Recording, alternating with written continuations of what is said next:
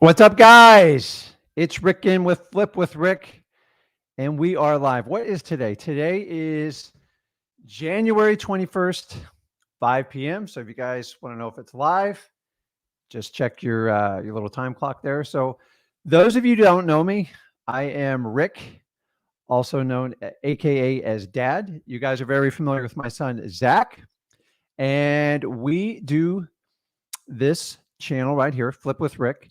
You can find us on YouTube, Facebook. It's endless. I'll share the links with you. And we talk about how to be a complete wholesaler. And today is a really, really cool video because we are going to talk about how to get your first wholesale deal for beginners for this year, 2022. Now, I got a little experience doing this. I've been doing it for 20 years.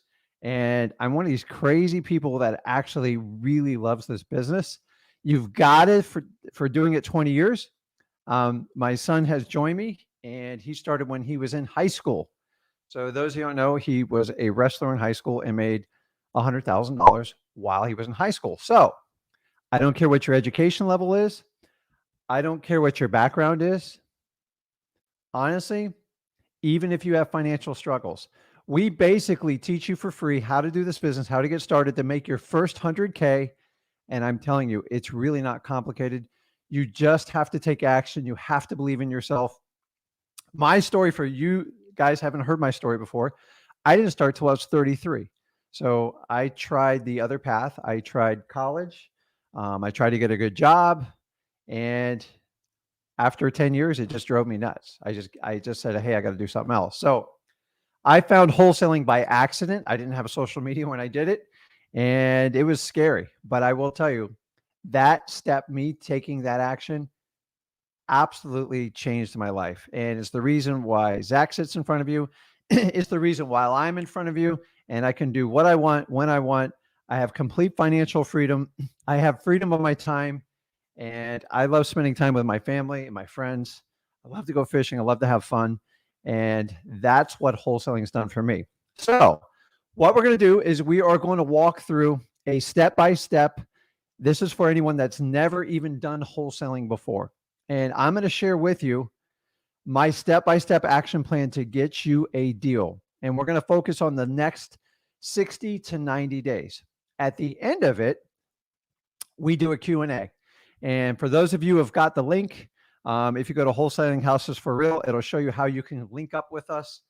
You have to be subscribed to us on YouTube channel and on our Facebook page on Wholesaling Houses for Real.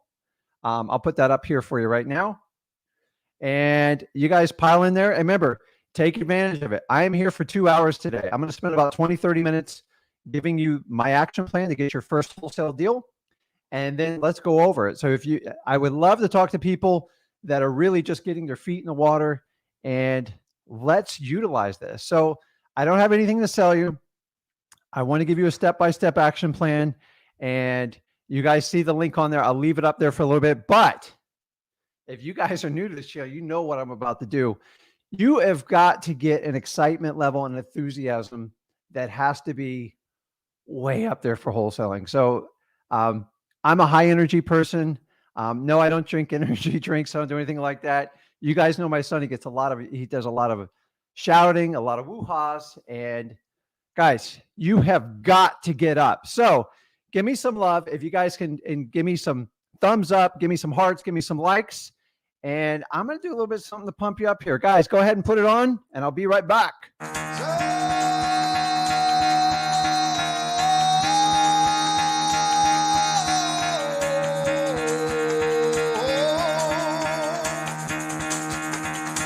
Get the fuck out of bed, bitch. Go.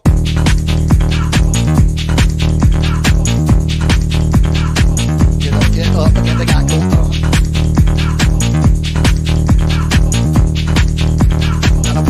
Time to wake up, bitch. Get up. Get up. Get up.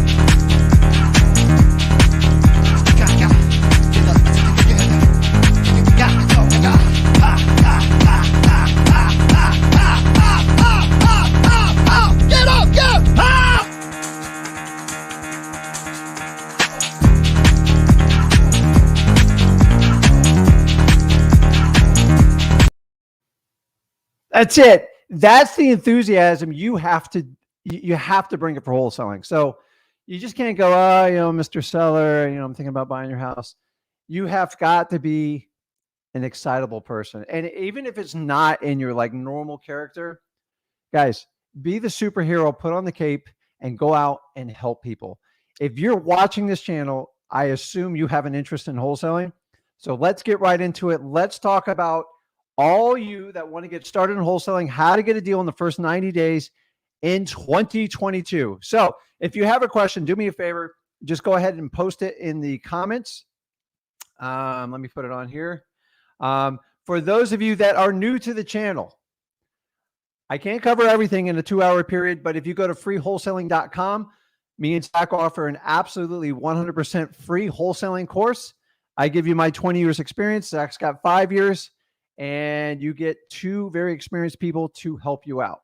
Our goal with this channel is to get as many people in to subscribe, to get up-to-date wholesaling information and give the most value of anybody else in the market.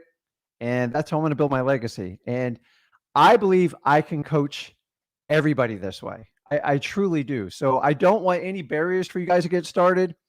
It doesn't matter how you do it. I just want to get you started in wholesaling. Do it with me, do it with someone else, but why not start here? It's free, freewholesaling.com. I'll leave that up for a minute and let's dive into it. So I see some people piling in here and I'm going to put on a screen here. So it's titled on there, Only Do This. So if you're just starting out and you're brand new, take note of this. Now, the really cool thing is this live stream is recorded so you can refer back to it. So if you don't see it before, if don't feel like you got to like rush and take notes and do stuff like that. So let's dive into it. And sometimes I'm going to have to take my mug out of here so you can see the full slide. So number one, this is why people struggle to get their first deal. And this has not changed in 20 years since I've done this business. It doesn't matter who you work with. The main reason why people struggle to get their first deal is they have no plan or action, no consistency, which is a huge one, constantly chasing the next secret. So if you guys haven't learned by now, there's really no secrets in wholesaling. Everything has been done. Everything's been laid out. Yes, some technology changes, but it's kind of easy to keep up with that. But the core part of wholesaling will always remain the same. So anyone who tells you there's a secret, come with me. I can show you how to do it. I just really don't believe in secrets in wholesaling. It is a basic strategy to get started in investing in real estate. So I want you to understand that. Anyone tells you a secret, I would probably look twice at it. We are so guilty of complicating the business. When I first started out, I way overcomplicated this business. Okay. And what do I mean by complicating the business? You ever sit there and just stare at spreadsheets, stare at numbers, stare at lists? And you guys can do that. But I promise you, until you take action, you won't get a deal. So I've had the best luck with myself and people I've worked with. You don't need to know everything. Matter of fact, today, I learned something brand new in real estate. And I've been doing this 20 years. So I want you to understand you'll never know it all. If you find somebody that knows it all, run. Okay, I'm admitting to you, I don't know everything. I constantly learn and I'm a student to the game. So wholesaling is a starting entry level to get you started in real estate.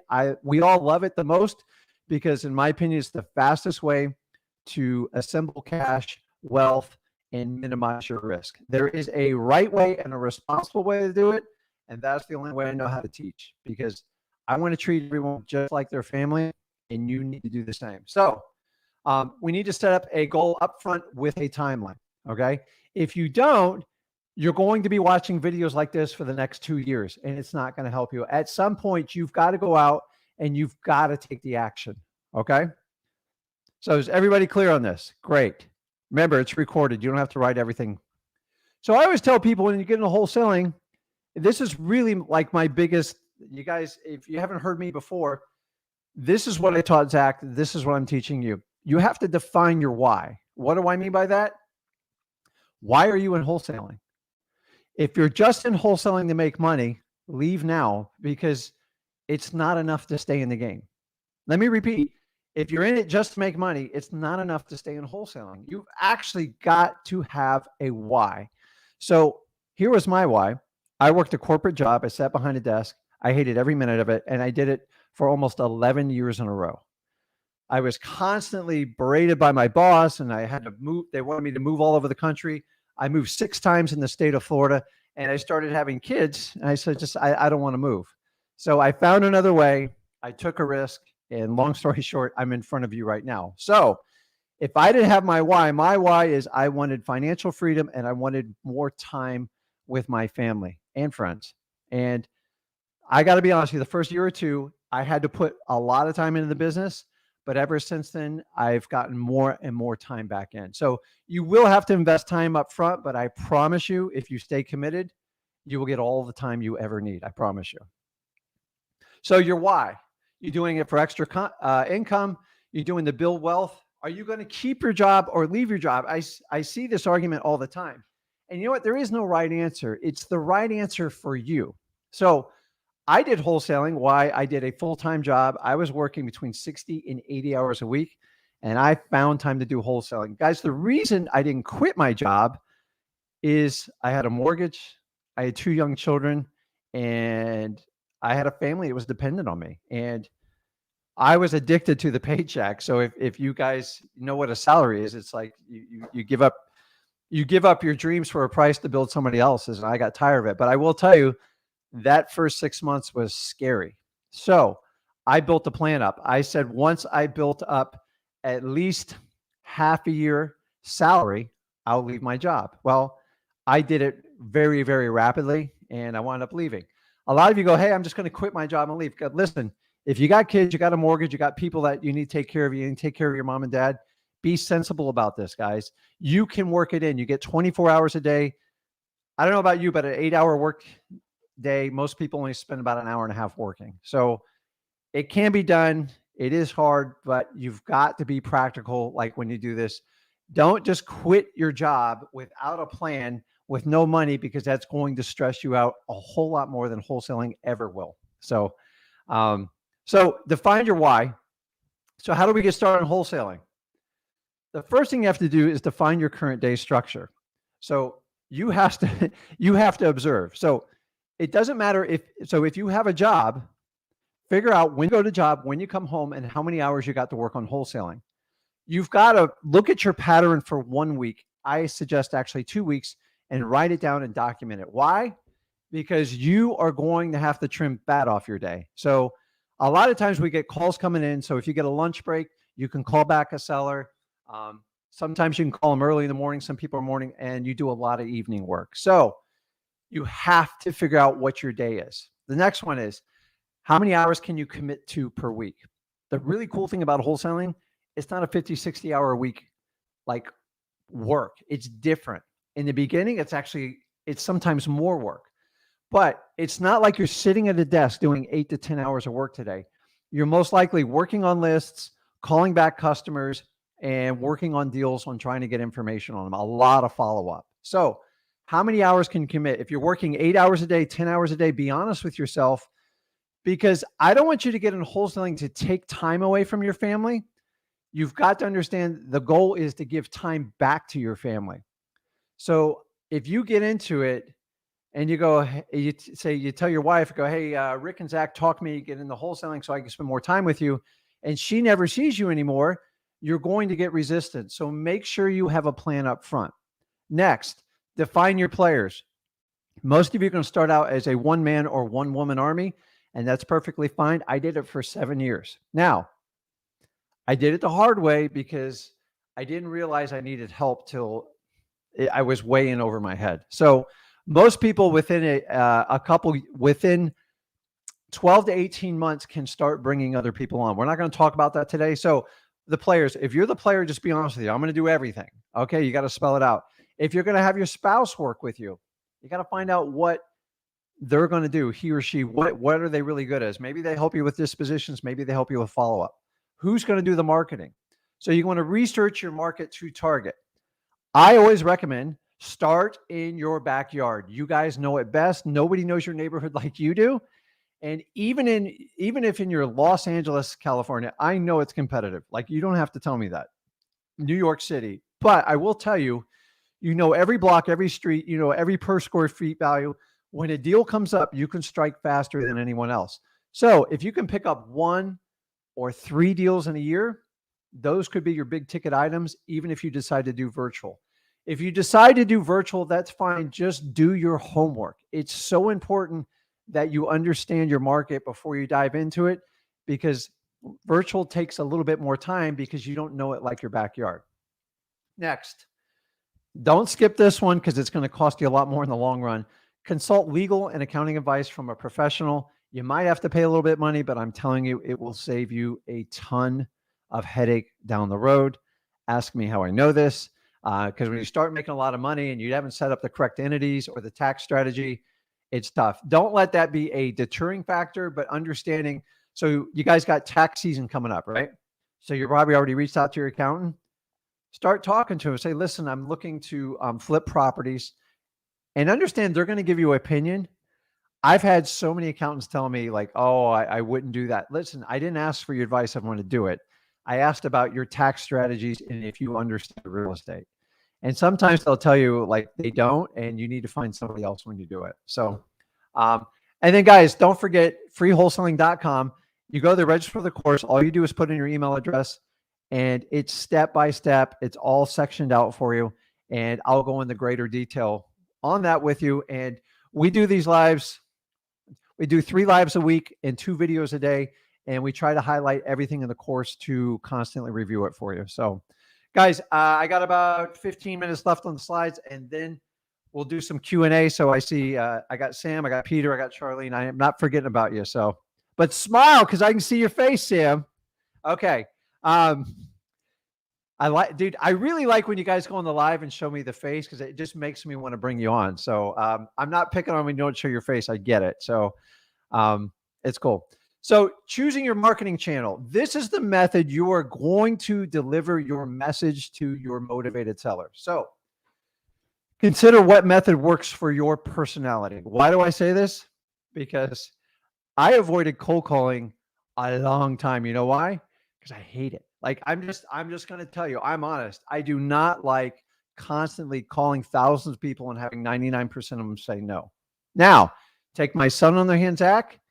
He'll do it with his eyes shut. Nothing bothers him. And I'm telling you, if you do something you really hate, I promise you it will be temporary. Ask me how I know. So if it doesn't fit your personality and your style, don't do it.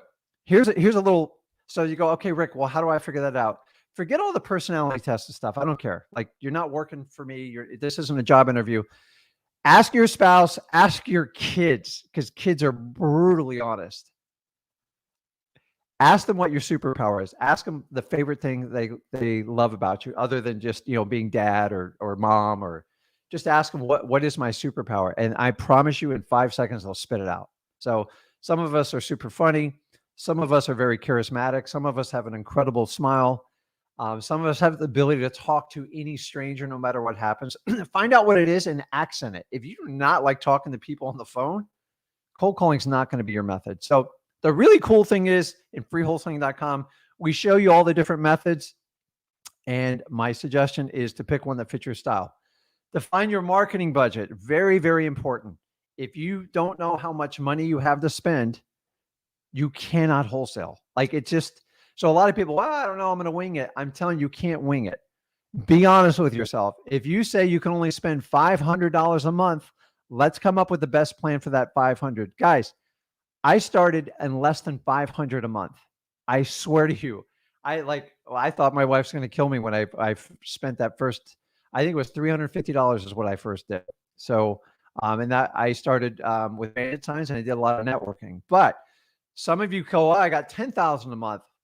Like, if you're just starting out, come up with a number that you're comfortable with. Have a talk with your family, because you're just getting started. You can't just drop 10 grand in. It doesn't work that way, because you got to understand there's a bit of a learning curve. So I'd rather you work out. If you can start out 500.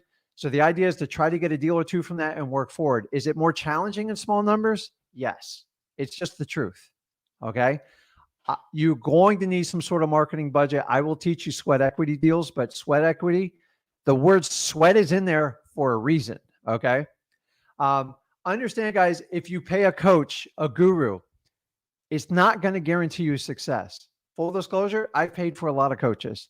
Some of them were great. Some of them actually they didn't help. And just because they're a coach or guru doesn't guarantee your success. You have to understand your success lies in your hands. So if you pay someone or you don't, the end result is going to rely heavily on you. So many people think that if I hire someone, I just pay them, I pay them the money, then I'm good. Actually, the pressure goes on to you then. And it should be, because you have to do the work. Because if you don't do the work, your coach, just like a teacher said, you didn't put in the work. Like, you can't blame me. And I agree with that philosophy. So understanding, I don't care what method you pick. You do the free, you do the paid, whatever it is, you have to put in the work. And so many people put in and invest in somebody, and then they're disappointed. But you've got to be honest with yourself. Did I put in the work? And you got to know. So you have to study and practice your median method. So I always recommend to pick one and go deep. I don't care if it's direct mail, cold calling, SMS texting, RVM, whatever it is. Make sure it's legal in your state and practice.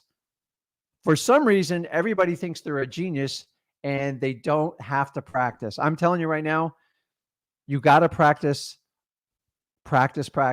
So if you wonder ever how an athlete gets really good, you didn't see the tens of thousands of hours they constantly shot the ball, they threw the ball, whatever it is. They just didn't get really good. Very few people are just naturally gifted when they do it. And even the naturally gifted ones, they get off subject and they don't get their point across. So you have to practice. How do I know you guys don't practice? Because when we do these lives, we do the cold calling, and I watch it with Zach, it's you can tell it. Now, you're in a safe place here, but I'd rather you practice with me, Zach, with your spouse, your kids, or whatever, before you actually do it with paying customers that you paid for leads on. Right? Makes sense, right? You do not want to practice on your hard paid lists and leads to have people hang up with you because you didn't know what you were talking about. So study, practice. We're almost done, guys. I promise.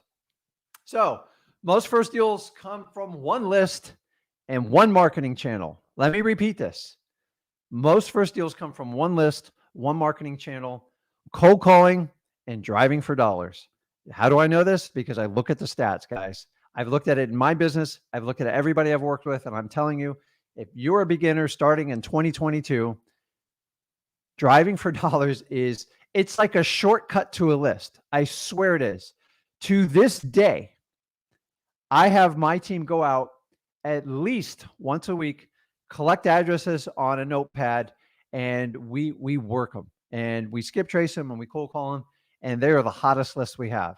Does it take time? Yes. Is it work? Yes. But remember, if I had a list of 10,000 people of potential motivated sellers, and then you have a list of 300 of properties you drove by that looked really questionable, I'll take the 300 all day long. If I was in a pinch and I had 10 days to put a deal together, I would only do driving for dollars because it cuts through the chase. Is it scalable? Nah, not as much as scalable. It's challenging, but I'm just telling you today, it's not hard, guys. It's oh, I only got 20 or 30 addresses. We pick up hundreds of them. There's so many houses. You got to take different routes and learn. If you go to freewholesaling.com, we go into greater detail for you. Cold calling by far, I don't like it. I just tell you up front because I hate when people cold call me, but it's very, very effective. Is it getting much more saturated? Yes, but you just have to up your game. You got to learn to have conversations with people, and you have to connect with people that have an interest in selling your house.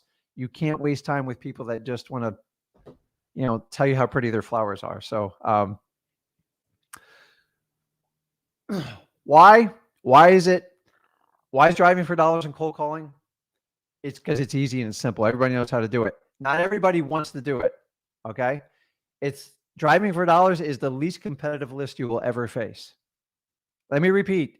Driving for dollars is the least competitive list because nobody else wants to do it. Everybody talks about it, But like if I get a room of 500 investors and say, hey, listen, who's got a list for driving for dollars right now? I less than 5% of them ever put up their hand. So, and guys, it's free. Yes, it's going to cost you time, a little bit of gas in the car. I know gas is a little bit higher now, but I promise you it's going to be much cheaper than a lot of these lists that you guys pay for. If you have a subscription service, that's great. Utilize that. But guys, don't completely rely on list services alone. So there's just no excuses. It's numbers oriented. Guys, cold calling, driving for dollars, I just absolutely love it. In my opinion, it's almost impossible not to get a deal if you work the system, you take a ton of action over the next 90 days using those two strategies. That's what I would do, and that's what I teach people who just get started out. Now, it's not a one size fits all. I get it. Some of you can cold call. That's it. We talk about other strategies. Freewholesaling.com. We go through it. Other great channels. I started out doing bandit signs. We used to have them printed. And if you guys ever had bandit signs sit in the back of your car overnight, you'll understand how foul. The smell is terrible. That UV ink is actually toxic and poison. So if you guys are putting them in your car, try to put them in the back of the truck. Try to put them outside or in your garage and then load it in your car, because after like an hour, you will get a headache. I promise you. So I love bandit signs. And then I stopped doing bandit signs. And then when Zach was in high school, he says, what can I try? I go, well, you can try this. I just stopped doing it. It just doesn't really work anymore for me. He did it. He wound up getting like 7 deals right off the bat while he was in high school. So as soon as I said, hey, it didn't work, Zach goes, hey, let me try it. I just want you to understand, when you open up your mind, a lot of things can happen. JVing with people. A lot of you guys are really good connecting with motivated sellers, but you don't have the funds or the means necessary to close on them. I prefer you set the ability to fund or transact on a wholesale deal prior to getting it under contract. Let me repeat. You guys, you got to do a little homework and make sure you have the ability to close on these contracts. I do not want to be stringing out homeowners. Yes, there is some instances where some deals just don't work out. There's more issues with the house. They weren't honest with you. That's part of the business. But JVing is a wonderful tool to help solve that, and you can utilize that. Cold calling government lists. You guys hear Zach talk about this endlessly. Water shutoffs, code violations, liens, etc. I absolutely love it. Door knocking. I actually started out doing door knocking. I'm good at door knocking. It doesn't bother me, but we're in a different world now. You guys got these Ring doorbells, and if someone's got a great way to overcome the Ring doorbell, because honestly, I look at my Ring doorbell, someone comes to my door. So it's like, I'm not opening the door if I don't know who it is. So we're in a different world. But on pre-foreclosures are very hot leads. It's the fastest way to connect with them. You guys got to comply with laws, and you got to be respectful of their people's homes. So I'm not a big fan of someone knocking on my door. So, and the other one is FSBOs. They still work because they have an intent to sell the house. You just have to find out if there's any motivation. Guys, I want you to understand, people never just roll over and tell you their motivation in like 10 seconds of meeting you. They're going to tell you the best about it. So FSBOs, you have to be much more patient. If I see a FSBO sitting on the market 3, 4, 6 months, I know there's an issue. Either it's overpriced, or they're hiding something, or maybe they just don't even want to sell it. And you get a lot of that with FSBOs, and that's why a lot of people get driven nuts. But I've seen a lot of you that are persistent and you're looking for sweat equity deals. FSBOs don't cost you anything. Just go to Zillow, Craigslist, Facebook Marketplace, and there's plenty of them there. So we're almost done here. So create your plan. You got to pick your market. You got to declare your marketing median. So is it going to be cold calling? Are you going to go door knocking? Is it going to be bandit signs? Is it going to be direct mail? Whatever it is. You have to have a budget. Okay. You can't do this without a budget, guys. You're running a business. So I tell people to plan for 12 months, because anybody who goes into wholesaling saying, okay, I'm just going to figure out the first quarter and go from there, you might as well leave now. I'm just telling you, the business has its ups and downs. Over 12 months, you'll be a very happy person. 3 months, sometimes it frustrates you a little bit. So give yourself 12 months. So if your plan is to spend $500 a month, I want you from January to December, put $500 on sheet. And then every month you're going to put your forecasted, and then you're going to put your actual. And that's how you keep track. You have to do it. Guys, when I used to spend money on marketing, I used to like cringe. Like, oh my God. Like I used to have like my gut used to drop. Now that I've learned, I know exactly what my ROI is after doing this 20 years is I get ticked off if the marketing doesn't get done right away. My job still to this day, okay, guys, I do this 20 years. I oversee the marketing budget and I make sure the team implements it. And if there's any snafu, I lose it. I don't lose it. I just push it because if I know if I spend $3, $5, $6,000, whatever it is we spend, I know what I'm going to make back in return. So if I don't invest my marketing money, I have no chance of wholesaling houses. So understanding if you do not spend any type of marketing money, and there's always type of marketing money, even if you do sweat equity, it might be gas in your car, it might be paying someone to collect addresses for you, whatever it is. You guys got to get a CRM. This is really, I'm not going to spend a lot of time on it. Go to freewholesaling.com. We teach you how to use it. We recommend use Podio. They have a free version or a paid version, which I think is like $12 or $14. Do not overcomplicate it. The most important part is that you set up a follow-up system, and they're not hard to do. Zach goes into great detail. I think he did a 2 or 3 hour training on this, and it's all in freewholesaling.com. So the next step is pull your list. I didn't get deep in the list because I'm just trying to get you started. You're going to pull lists. These are your lists that you pay for. So you can either use a marketing service to get you the list, or you guys, you can use somebody else to get it. Some lists you can get for free. You can get lists from your county. We talked about the government list, whatever it is.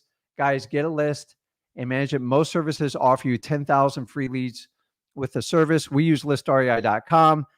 That's through our PropStream, and we use it in our business. I don't recommend anything me and Zach we don't use in our business. So, but it's cool because to me, it's the best value for the market. $97 to get 10,000 leads. Sign me. I was like blown away when we first started using it. So, hold on, I can't see the bottom slide here. Set up technologies for easy management. I'm not going that. I'm not the most technological guy, but what do we mean by that? Google Drive, Google Sheets, sharing links in your CRM. You can work with people across the country. There's so many ways to communicate with people. WhatsApp app, FaceTime is one of our favorites. So I don't like to complicate it, like super simple. I just don't like a million texts. It drives me nuts. Clearly define your goals for income, which is a big part of your why, because that's going to keep you on the days that you just don't feel like doing it. Wholesaling is a lot like working out. There's just going to be days you don't want to do it, but you've got to understand your why is never going to be achieved if you don't do it. And that's why you got to have a strong why.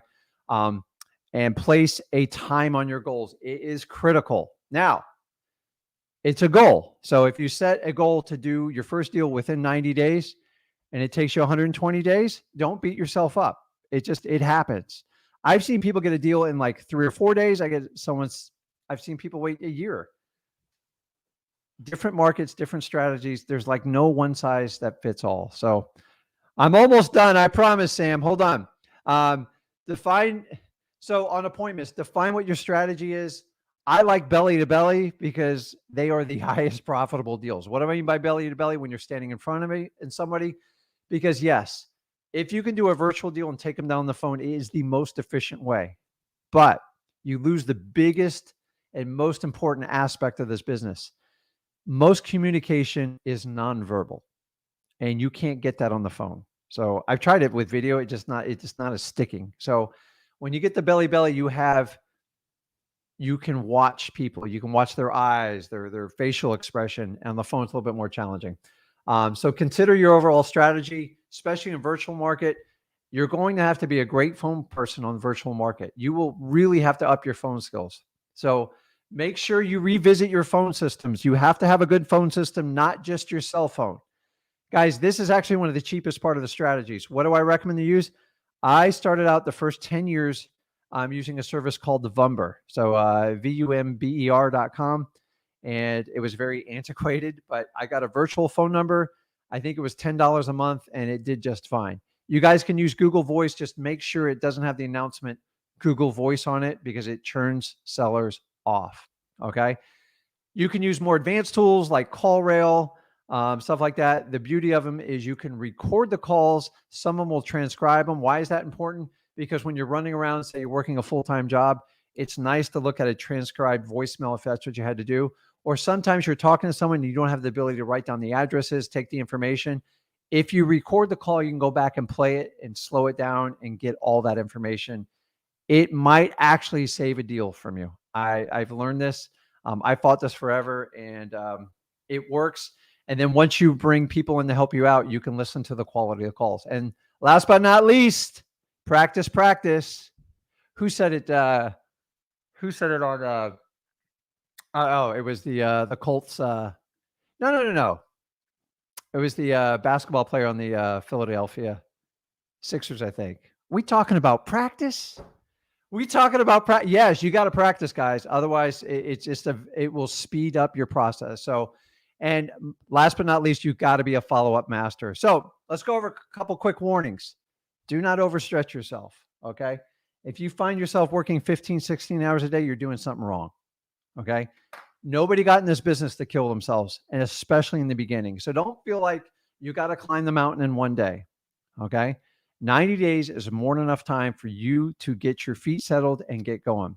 Number two, dude, have fun, man. I see so many people around wholesaling like it's torture. If you can't have fun with you, dude, don't do it. Life's too short for this stuff. Have fun with your sellers. Have fun with your buyers. Have fun with your team. Heck, have fun with your spouse and your kids while you do it. If you have the right why, it's fun. If you don't have a why, it's torture, in my opinion. So carefully pick your marketing medium that fits you. Find out what your superpower is. Ask your family and use it. God gave it to you. He made you unique. Use it. I know how to connect with people. It's what I'm best at. And that's why I'm talking to you right here. And that's what set me apart in wholesaling. Am I great on the phone making thousands of calls? No, it's torture. I don't like doing it. My son, it's like he didn't care. He did it in his college dorm room like it was going out of style. Focus on your goals you set. You got to have them written down. Here's a little tip, what I used a long time, and I've used this in my fitness journey in the last few years. You guys have a bathroom mirror. You got to stare at it every day, right? Yeah, I mean, and I think sometimes you guys look at the mirror more than the girls, but don't use a Sharpie, use a dry erase marker and write your stuff up there. So I wrote my why up there. My wife thought I was crazy. It works, man. I'm telling you, it works because you got to look at it every day. Okay. So you got to focus on your goals. And remember, this is a marathon. It's not a sprint. For those of you that think you can take a shortcut and you can cheat to the front of the line and just like make a ton of money, I promise you, you will be disappointed. This takes time. It takes work. So many people advertise it. It's, get rich quick scheme. It's not. You've got to put in the time. There's no way around it. You can occasionally win a sprint, but the guy or gal that's going to run the marathon will crush you. They might take longer, but they'll assess a better skill set and a better system over the long run. So think about any good business you've seen, and you've got to understand it. And guys, that is it. This is what I would do if I had to get my first wholesaling deal in 2022, starting right away. There's so much more. If you guys want to learn more, just go over to freewholesaling.com. And we designed this course because you guys don't want to sit in here and hear me for 15 hours. It gets boring. So I try to make this somewhat entertaining, so you just don't have to sit there and stare at my mug all day. So let me get to a couple comments, and then we will start jumping in. Now, here's how it works on the live. Think about your questions. I'm doing this for free, and let's be productive. So if you have a question and I can help you, great. If it's relative to the whole audience, that would be great. And just try to be respectful of other people's times. You guys know I answer the questions, but when you do 6 or 7 questions, like, we got to be fair to everybody on it. So I want to help out as many people as possible. I will answer any reasonable question. That's fair to say. This is live, so like anything can happen, but let's keep it about wholesaling. Let's have fun with it. And let me just look at the comments, and then Peter, I got you up first, and then I got Sam. So Peter, I don't see much activity on your thing here. So I want to make sure you're there when I call you. So let's see here. I told you guys, if you want to join, we got enough people here. It's probably going to be full. So, okay, let's go. So guys, you can use this chat to work with other people. And I am going to go over our JV program. We just updated it. It's really cool what we're doing, and we're taking your guys' feedback on current deals we're working on now. And I promise you, on about 20 minutes, I'll go in a little bit further detail. Or if somebody wants to talk about a deal, as long as we don't share the address publicly, we can talk about it, and I'll tell you how to submit it. So, Peter, I'm pulling you up. Let me know if you're there, buddy. Peter. Okay, Peter, I'll come back to you. Sam, you're up, bud. What's going on, Sam? Hola. Hey, can you hear me? How you doing, man? Where you at? So listen, I'm from Fort Pierce, okay? All right. St. Lucie County in the house. Well, why don't you just walk on over? So I'm actually coming, once I get off this call, I live in South Georgia. So one of my questions was, so first off, I'm driving down. Once this is over, I'm driving to Port St. Lucie tonight anyway. I'll be down there for the weekend. But one of my questions is, you talked about driving for dollars. I'm new to this area. The streets that I know best are St. Lucie County streets. So, I guess my question is what would your thoughts be on that? Like, should I get to know this area best? Because I live in Georgia and I've seen some information like, hey, you might need a closing attorney. You might not be able to do this legally. You might. So let me ask you, what brought you to the area? Work. I was working for UPS. I'm a network administrator for UPS, and truthfully, my why is to get away from that. Okay, so perfect. So you got your why. I mean, you're in my backyard, so like you ain't the first one to be in the backyard, but like honestly, driving for dollars is kind of easy over here. It's really like honestly one of the best ways, if you guys are doing for driving for dollars and you're new to an area, is using your internet and just using like a Google imaging and looking at neighborhoods where there's a huge pack of houses. So St. Lucie County should be hard because it's about 90% residential. I'm loading. You there? I'm so sorry. Can you hear me now? Yeah, you're cutting out on me. Okay. I think it disconnected from the internet. Honestly, I would just do like a Google imaging thing. I don't want to give you like particular city, like street by street, because you're going to get like 100 people coming behind you. So what I would do is I would start with a Google image, and then I would go out like after you're doing working and just start driving an area and look for it. So you can use the internet to find out your median prices. You can find out cash sales. You can find out a ton of information. Heck, you can use Zillow, guys. It's really not hard. And you can start to figure it out. What you want to do is stay at the median price range or below when you're starting out. You do not want to get in. So if the median price range is $250,000, you don't want to get in those $600,000 houses. It's just a very hard start. But I mean, Fort Pierce is wonderful. I'm not gonna lie to you, dude. It's really good. So I'm going to drop the dollars in my hometown. Yeah. So there's a lot of expansion.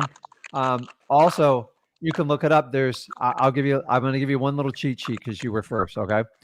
There's a very, very expensive surf park they're building in Fort Pierce. You can look it up. Yeah, I just saw. It's like the only one in the southeast.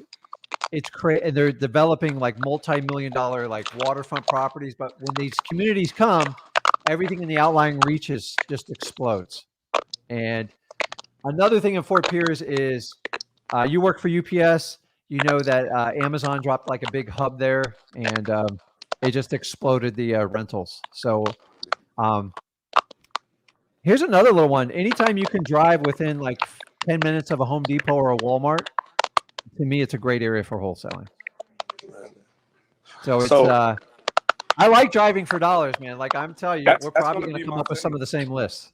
That's gonna I'm really gonna. I've committed to driving for dollars and cold calling. I'm pretty good talking on the phone. My other question is, like you said about stringing along sellers.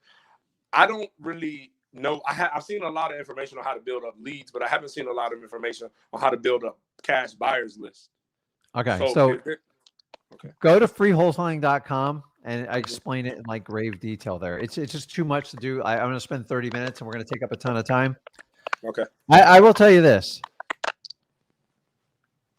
whoever came up with this idea of build your giant cash buyers list, then go find a deal, you just tick people off when you do that.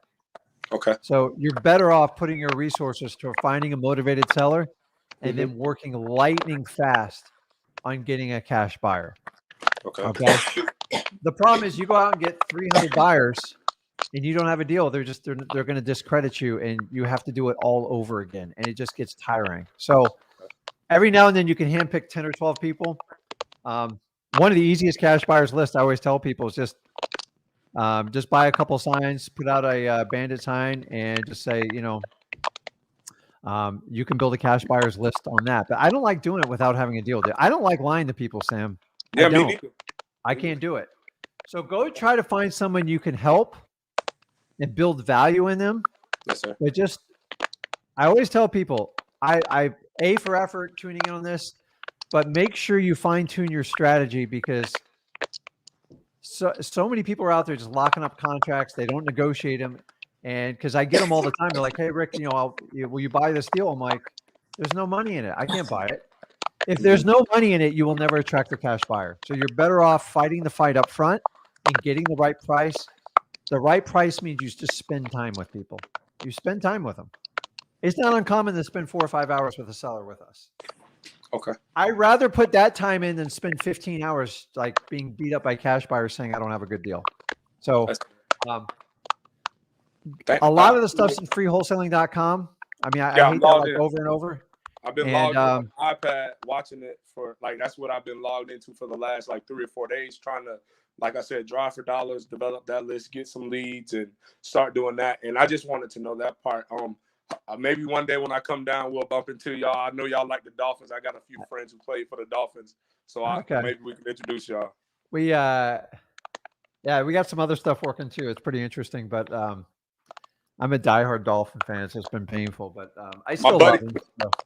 I was trying to get in contact with you guys so much that I had one of my buddies who played for the Dolphins reach out to you guys on y'all Instagram. Okay, well, just send us a message. Dude, I'm all about like starstruck. Like I love football. I love wrestling. I love high school. I love college wrestling. I do this just so I can have like free time. So I'm doing exactly what you do. I didn't start till I was 33. I just got a rude wake up call. I'm like, I don't want this the rest of my life. This is going to suck. Yeah. So I put in the time and the pain, but like here I am 20 years later, Sam, and I really enjoy it. Like I really I couldn't imagine doing anything else with my life right now. It's just fun. So look me up, connect with me. You can find me on Facebook, like Flip with Rick. Zach is much more of the social media. He's good with that stuff. I'm not as quick, so I apologize because half the time I don't even know how to open my phone. So it's like I have somebody who helps me out with it. But yeah, I love that stuff, man. So I really appreciate y'all. I really, really appreciate it. Like I've been trying to get information like you guys provide for like a year and a half. And when I stumbled across y'all and he said Port St. Lucie, I knew it was a sign from God. So thank you, man. I appreciate it. You're in a wonderful area. So like just within 20, 30 miles of the area, you'll be fine. I'm just telling you. So thank you, man. Okay, Sam. Have a good one, bud. Keep us updated. Yes, sir. Okay. Let's see. Charlene, are you there? I see your queue, but it says you're disconnected. So if you come back on, I will put you on. And I am working through here. Javier, are you there? Javier? So guys, I don't care if you put your face on there or not, but like when you show your face, I know you're ready to come and do it. So I don't hear you. I'll put you back in the queue. You guys got to be ready because I try to help out as many people as I can. Trevor, I'm coming to you. You ready? What's up, Trevor? Okay. How you doing? Where you at? So I am in Staten Island, New York. It's one of the 5 boroughs in New York City. What's the temperature there? Right now it's like 20-something degrees. It's pretty cold over here. So I'm thinking of doing virtual because from what I've heard, New York City isn't one of the most ideal places to do like driving for dollars. I agree. I know one of the like honorable mentions was Rochester. I follow the Flip with Rick website, so I'm trying to get through all the videos, and Okay. I've been like taking notes and jotting down questions for anything Good. I was not sure about. Okay. What can I help you with? So as far as closing costs, I know that the buyer pays for the closing costs typically. Would you include the cost of closing in the contract with the assignment fee? Dude, Trevor, great question. Okay. So here's how this works. Unfortunately, every state's a little bit different on how closing Okay. costs work. So number one, try to meet with a title company that will work with an investor so you can get educated what the norm is. Do not have your customer educate you because it will kill the deal. Okay. Okay. It is just a math problem, by the way. It's not really complicated. It's like they charge fees. So there's going to be government fees to record the transaction. And then you're going to have title fees for the people to facilitate it. And then they have what they call a title insurance. Title insurance is the same thing across the country. It's an insurance policy. If you buy a house for 100,000, if there's a claim against it or it was a defective title, you get your 100 grand back. Everybody wants it. So those are the only three costs that are really associated. I believe in the state there's some states that require an attorney, some states don't. I did an entire video on this. Yeah. I don't feel an attorney is required unless there's a real big complication. So when it comes down to closing costs, is a lot of people say, we'll pay all your closing costs. It's very confusing. So here's my theory on it. It's very simple. If somebody makes a deal very easy for me and they leave enough room in it and they've made your life easy, make their life easy. And cover the closing. If they beat you up and push you to the limit, don't include the closing cost. On average, a closing cost is anywhere from 1.5 to like just over 2%. So if I buy a house for 100,000, it's about a $2,000 cost. Now, if I'm buying a house worth 100,000 and he or she's giving me for like 40 or 50 grand, I'm not going to sit there and nickel and dime them. But if they drag me out and keep raising the price, I treat it like a regular transaction to a point. So people that make your life easy and make it good, you can offer to pay for it. Here's the deal. When you assign it, the end buyer is just paying it. I will tell you this. If you have a deal where you're not assuming the closing cost, you can actually get a little bit more from your buyer because they appreciate that. But remember, you're paying more for the deal too. So every state has customaries when it comes to closing, and then every county is like a little bit different. So whatever market you pick, make sure you get familiar with it. And then number two, I know it's competitive in New York, but how old are you? I'm 23. Okay. So did you grow up in New York? I was born in Jersey, grew up in New York. Okay. So you know the area pretty well, right? More or less, yeah. You would kick my butt if I went to New York to try to find a deal because I don't know the area. So don't ever forget the area where you grew up and where you're living and where you're hanging with everybody. Because when a deal comes up, as you get more educated, you'll know value. You go, oh my God, I'd buy that for that. And because some of my favorite places to get deals, bartenders are my favorite bird doggers. They know everybody's problem. They'll tell you who's in foreclosure, who's breaking up who hasn't made a mortgage payment. And I take care of them. You can give them a marketing fee. It's perfectly legal. You can't pay them on the HUD, but always look in your backyard and then pick your virtual market, pick it carefully and make sure it's business decision. Unless you grew up somewhere or say you went to college and you know the area very well. I'm not a big fan of college towns for wholesaling because it's a pain in the butt. There's it's nuts. So what else you got? Could you put in I would think I want to pick a virtual market first before I go trying to find a title company. So I want to get sure that that's the market I want to stay with and then find a title company before I go and find a deal in that market. This way I have that, I guess, safe area to fall back. I know I've got a closing company that I can work with. Could I put as my earnest deposit that it's due at the close of escrow? This way I don't need to put it up front. Okay, so good question. Trevor's done his homework. I appreciate it. So everybody says, well, you need to have a deposit. Technically, I'm giving you a technical answer. It doesn't. You technically don't have to leave an earnest money deposit. The problem comes in if somebody wants to unwind your deal. That's where the problem Okay. is. I've done probably $500-600, 500-600 deals without a deposit. Now, it was a different world when I started. I'm going to tell you, it was easier and harder at the same time, right? So whatever you agree on the contract, if you agree to it, it's legit. The problem becomes when they start talking to a neighbor or a family member or even like a realtor, and they go, well, he didn't leave a deposit.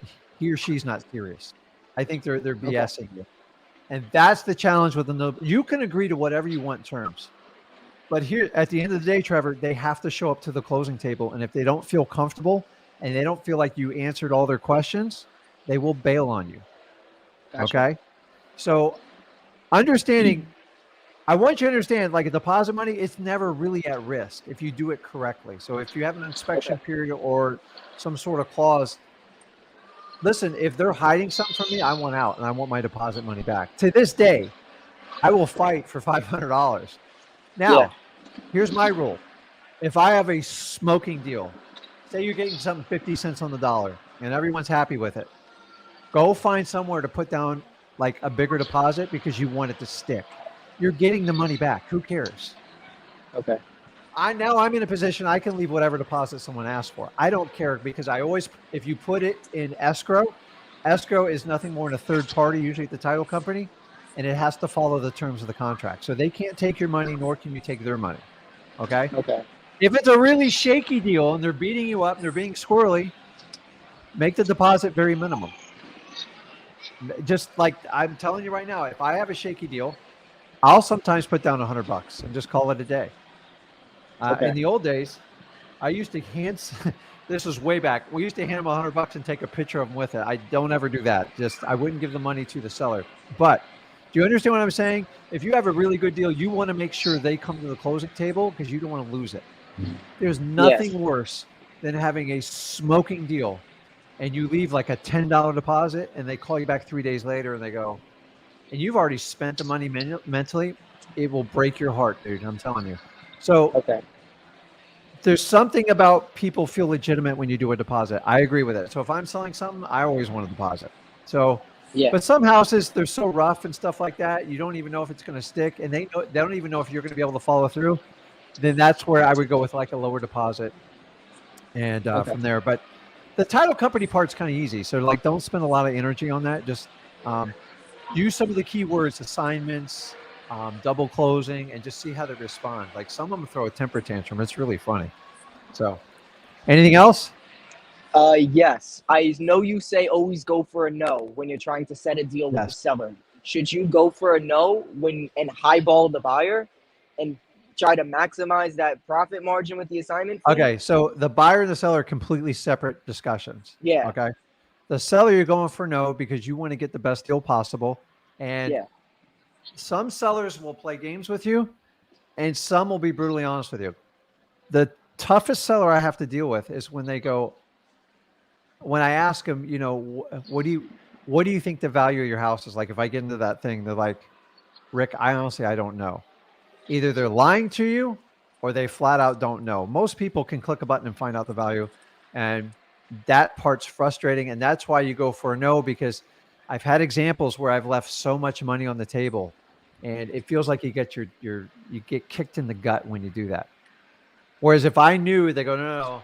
Say I offer you $110,000 for your house and you just put your hand out and shake it right away. It's like the worst feeling. It's like, I'd rather of like, oh, and then I do it very passively when I do. I go, would you consider, like, don't shoot me, but like, I know you don't want to side, but you're not giving me any numbers. Would you take 50 and just go?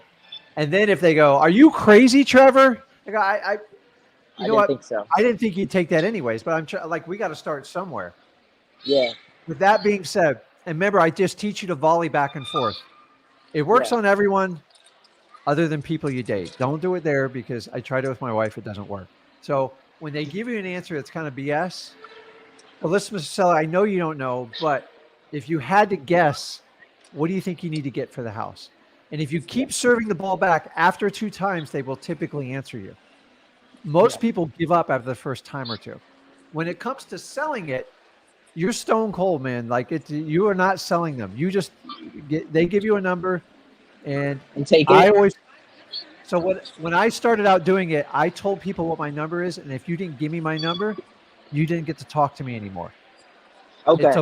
It's a bold move, but if you know your numbers. But when I started, dude, I didn't have a lot of money and I didn't have time to risk, so I knew my numbers were low. What I know now, like we just put a property on the market. We had a really good week this week. We put it on the market. I trust other people to put a price, and so I don't even get involved. But it got bidded up on 9 buyers. And here's what we do: we find the 2 or 3 strongest. And so if you got 2 or 3 strong buyers, here's all I say to them. And Mr. Buyer, I go, I like what you're bringing here. I like everything you're doing. I know you offered me 110,000. If you could do like 114, I'll get the deal done right now. Good cop, bad cop works awesome on sellers.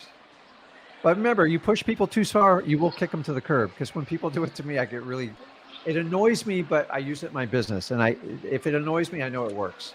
So if you don't have any buyers and you're not getting the correct work, it usually means you have it priced wrong. It's just the truth.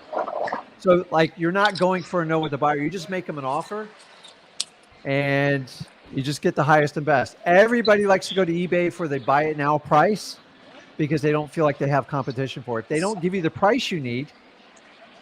Let the games begin, right? So a lot of them will send over contracts.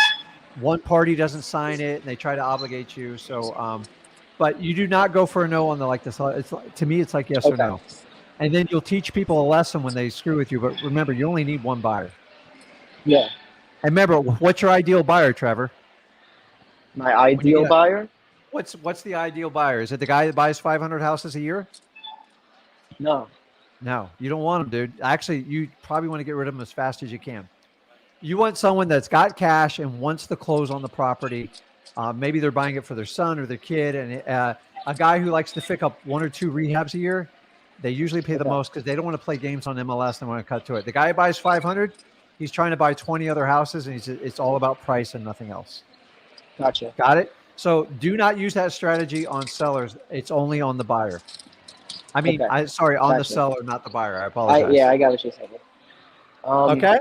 What is so if the house has a lien on it, what is that cause some sort of issue as far as the contract goes? Like, what do you do in that situation? So here's the beautiful. If you guys are just starting out, do not spend energy and time on it because you don't know. So if you have a motivated seller, they'll typically tell you, hey, I got this lien from, listen, most of them know what their value, like how much equity they have in their house. But like, if the motivation's there, the price is right. If a lien comes back, the title company will tell you, and it's up to them to work it out with the title company. If, say, the lien exceeds the equity in the house, it's a perfect leveraging tool to renegotiate with them. You're actually helping them out. Wait, you said, shoot, where's my pen? I want to write that. Well, this is recorded, so you can go back and that's perfect. That's perfect. Do not sit there and try to be an attorney. Don't try to be a title company. Okay. Learn to work with people. Learn to talk to them. Help them solve a problem. And I can't tell you how many times, like, I've had $100,000 liens pop up, and it's like, you still have it under contract, but now they're going to be forced to, they're going to have to open back up negotiations because I didn't know this. If you told me it up front, I knew it. And sometimes they thought the lien was 50 grand. It winds up being 80 grand, 90 grand. And all I can tell you this, if they're getting 0 or they're losing money, they probably won't do the deal with you. So you got to have like some common sense approach when you do it. So I'd say 80% of the people know. The ones they don't know is when it's like a code violation. So if you've got a rough beat up house, all the people, they ignore the notices. I had one grass cut last year. The gentleman died. It was a probate, and she contacted us. We were buying the house. They gave her a $32,000 code violation because it was $100 a day. And she cut the lawn, did everything, but she didn't call to reinspect. And the woman was like 76 years old. We were able to work with the title company. We got it down to $3,000, but it took an extra 2 months to do it. But it was the right thing to do. We helped her out. We got a deal. She was happy. She got free of it. And the neighbors got like a nicer house. So I think the last question I have. last question, What is Trevor. I got to help T? some more people out here. So All let's right, I'm go. sorry. It's I'm sorry. okay. T3 and T12 trailing 3 trailing. What does that mean? What is that? I don't know. What do you mean Okay, T3, T12? I don't know. When I was watching through the video about different like abbreviations for terminologies, in the description under the video was T3 and T12 listed, I'll and have that to was look one it thing up. I. Was it one of my All right, videos or Zach's or? it was on the flipwithrick.com. Okay. I'll make a note of it and I'll try to put a post on it. Maybe I had to do Okay, something with 3 months or 12 months, but I don't know it okay. offhand, but I'll try to get a better answer for you. So, Thank you so much for your time, and I okay. Keep us appreciate you updated. following Stay up. warm. It's All right, 76 here in Florida. So, but you're sending your weather all this right. way. So don't do it. Okay. I'll see you, bud. Good luck, Trevor. All right. Nice meeting you. Javier, are you there? Yeah, I can you just hear saw me? you. Yeah, I hear you. I Yeah. don't see you though. Oh shoot, I didn't expect to be on. Okay. That's okay. It's up to Yeah. you if you want to be on. Alright. You know, guys, by the way, you don't have to show your face on it. I promise you. Okay. You do not have to show your face. And those of you that are new to the channel, if you could hit the subscribe button, that way you know when these lives come, you can participate and you can plan ahead. So I know I spoke to Javier before. I believe you're in California, right? Oh no, I'm in San Antonio, man. This is Okay, my well, I first time messed on that here. up. So I do not have my son's photographic memory. Kind of shows my age. So Yeah, it's all good. what can I do for you, man? All right, so I'm trying to like niche out my operation right now because San Antonio is kind of a saturated market. So I'm actually trying to go for these mobile homes. And Okay. so I was just wondering if like the land under the mobile home, if it's owned by like the trailer park, can I still wholesale it? Would that like impact it at all? You can, but it 9 times out of 10 it kills the deal Oh, okay. because the land that the problem with is so most mobile home parks have like a master land lease, and then they designate maybe there's 100 spots and 100 trailers, and they make their money on those master leases.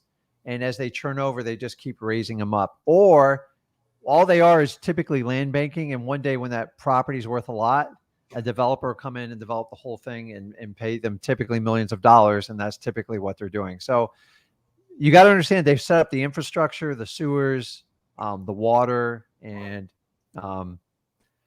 we have 1 million of them here. So unless you can buy the entire park, my favorite are mobile homes that they own the land under it. It's Yeah. perfect. What you do have to watch for mobile homes, they're not quite like single family houses. Most trailers are actually titled through the department, the DMV. So you actually have to get like the sale of the mobile home. You still have to get it registered with the DMV, even though you're buying the deed to the land. It's really weird. I just got called to the table on a bunch of on my own, and I didn't even know it. So like I told you, you're gonna learn something new every day in this business. Yeah. So I buy mobile homes based on cash flow and cash flow only. I don't even care what they're worth. So if it rents for $1,000 a month, I can just do a math problem, and you can calculate your ROI very, very simply. You just take the net. You take your rents, you minus off the expenses, and you figure out what the net is, and then you can figure out what type of return you get. Mobile homes, if I'm not getting like 25%, I won't even touch it because All right. you're going to have a little bit more drama if you even decide to be honest with you, you can find a way to own them. Like, to give you an example, I recently bought a package of mobile homes, way undervalued. They were renting for 300 or 400. We're talking about Sam, like UPS.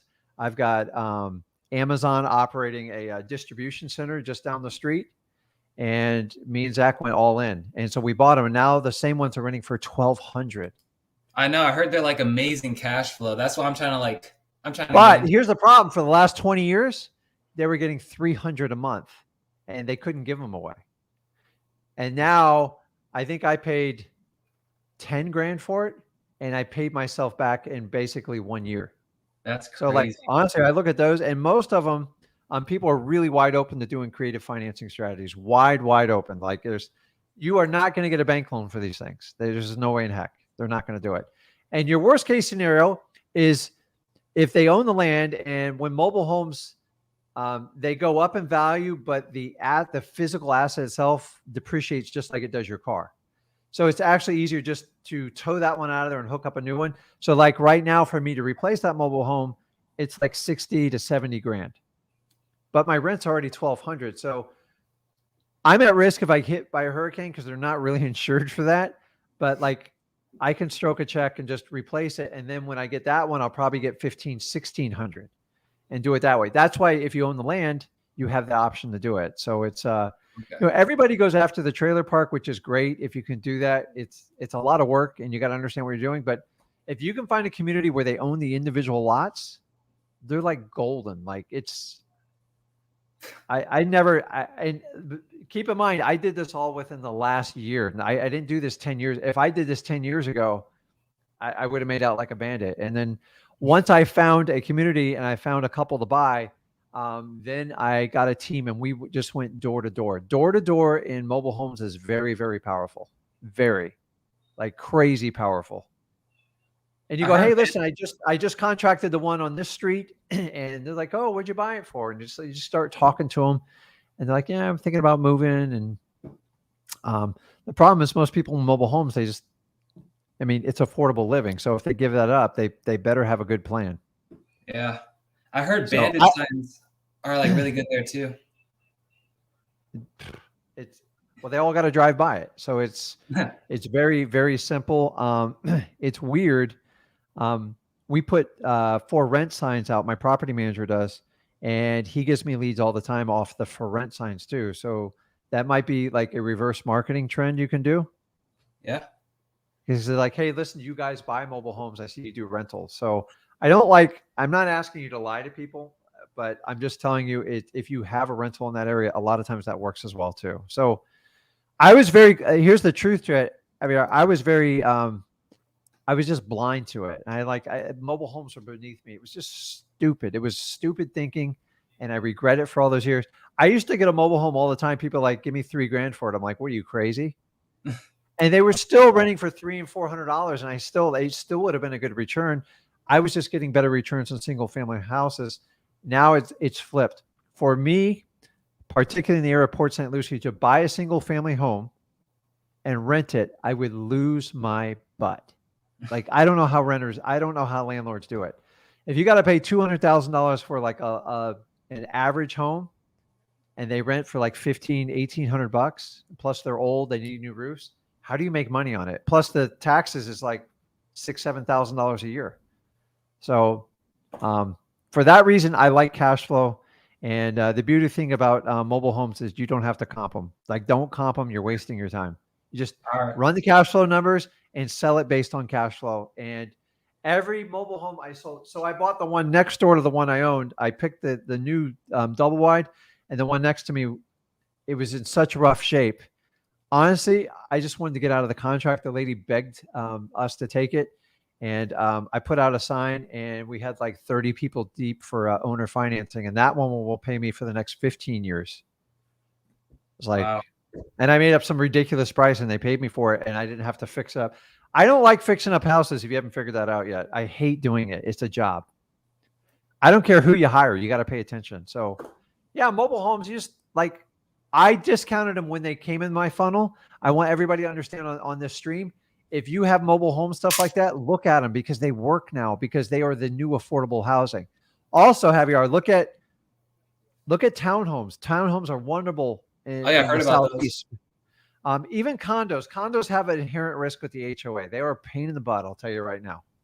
But let me give you an example right now, okay? I just did a deal today. I didn't do it, but Zach and his team did it. We got I believe it's just I think it was a condo. I've never even seen the dang thing. So the problem is they have an application process. Whatever, you pay $150. Here's the best part is you have to physically sit down, not only do a background check, but you have to sit in front of a board. Guess what? The board only meets once a month. And guess what happens during the C word time? Someone's always out or the meeting gets canceled. Dude, they can tie you up for months. So here's what I do on those is I set up an assignment agreement if I'm allowed to do it, and there's no restrictions on resale. And I let them do the application process because it's such a nightmare for us. If I have to buy it, clear it, do the application, and then 5 days later, do it again with my new buyer, it's going to take probably 2 to 3 months to get it done. So understanding in condos, every one of them you get in, they're like, it's, so here's the easiest way to do it. If you decide to get in that market, if you get a motivated seller, which they are in condos because it is houses, ask them for a copy of the rules and regulations, and just ask them if there's any restrictions on resale. The ones that have restrictions on resales, just stay away from them unless you want to own it like forever. All right, dude. You just threw like a lot of gems at me, dude. That's crazy. Thank you so much. Well, guys, I'm just understanding condos, like they're not big fans.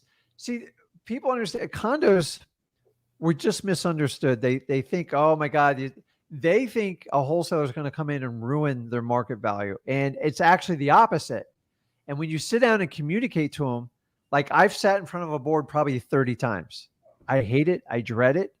And I've even bought in 55 older communities when I was much younger. Unfortunately, I'm approaching that now. But it's once you tell them, like, listen, I want to clean it up. I want to find the right buyer. Do you guys have a buyer for me? Do you have some input? You know, what do you think it's worth? And they start telling you, then they're on your side. They're scared to death you're going to destroy their values. And once you convince them of it, it's never a problem. But and when you do those boards, it's like it's brutal, man. There's no other. I mean, you sit in front of like a bunch of older people and they judge you, especially if you're young like you are, and it's a real challenge. So just be aware of it. So just make sure there's no restrictions for resale or a rental because it kills the value of them. All right. And don't do Century Village. You just, it's not going to work. All right. And my last question. So like, would the closing process be like different with mobile homes? Because I just turned 16 and I was planning on just signing with my dad. I just want to make sure like that. So you're going to have to get someone to help you. Most of the consensus, I'm not a lawyer, so like, don't take my legal advice, but typically 18 is the legal age. I had to do this with Zach. And as far as a mobile home, remember you're buying the piece of property and you get the, whatever you want to call it on top of it. Now, in a lot of states, you have to register it just like you do a car. It's ridiculous, but you can actually get in trouble if you don't do it. So some states enforce it, some don't. In the state of Florida, you're supposed to, but I found out a lot of people don't. So remember, when you do a closing for a mobile home, typically the only thing the title companies is they're going to underwrite the land. They don't want anything to do with the mobile home. They're like, okay. So it's like buying a quarter acre with like 3 dead cars on it. That's how they treat it. So the good part is, as long as the title is clean and there's no recorded liens on it, like you're good to go. They close really, really fast. And the other reason I like them is people are really open to creative terms too. And very rarely is there a mortgage involved with a mobile home unless it's like a big size park. All right. And lastly, like with the contract that you provide, like would that work with mobile homes? That's my last question. Yeah. I mean, there's simpler ones. Guys, listen, contract is about contract law. So it's, as long as you have the basics in there, and I'm not a lawyer to tell you what the basics are, but really, I bought a house once on a napkin, a cocktail napkin, when I was younger. You can actually legally do it. I do not recommend that, by the way. Don't do that. But like in the old days, in the 70s, 80s, people used to take notepads and just write stuff down. Nobody does that anymore, and it's reckless. So it would be the same. It's just not a single family home, and some of the language is not going to kind of make sense. So you can adapt the contract for it. It's not earth shattering. And remember, you got to look at septic. You got to look at the utilities to it. The biggest challenge we have with mobile homes is the water in, water out. You have to have a treatment system. So they're a little expensive because remember, a lot of them, they're not like city water hookups. A lot of them are like in rural areas, and it's like, so they got to treat their own water. So we deal with this all the time. It's a pain in the butt. All right. And yeah, that's all. Thank you so much. Seriously. Okay, keep coming back, man. I appreciate it, man. Thank you. Thank you. Okay.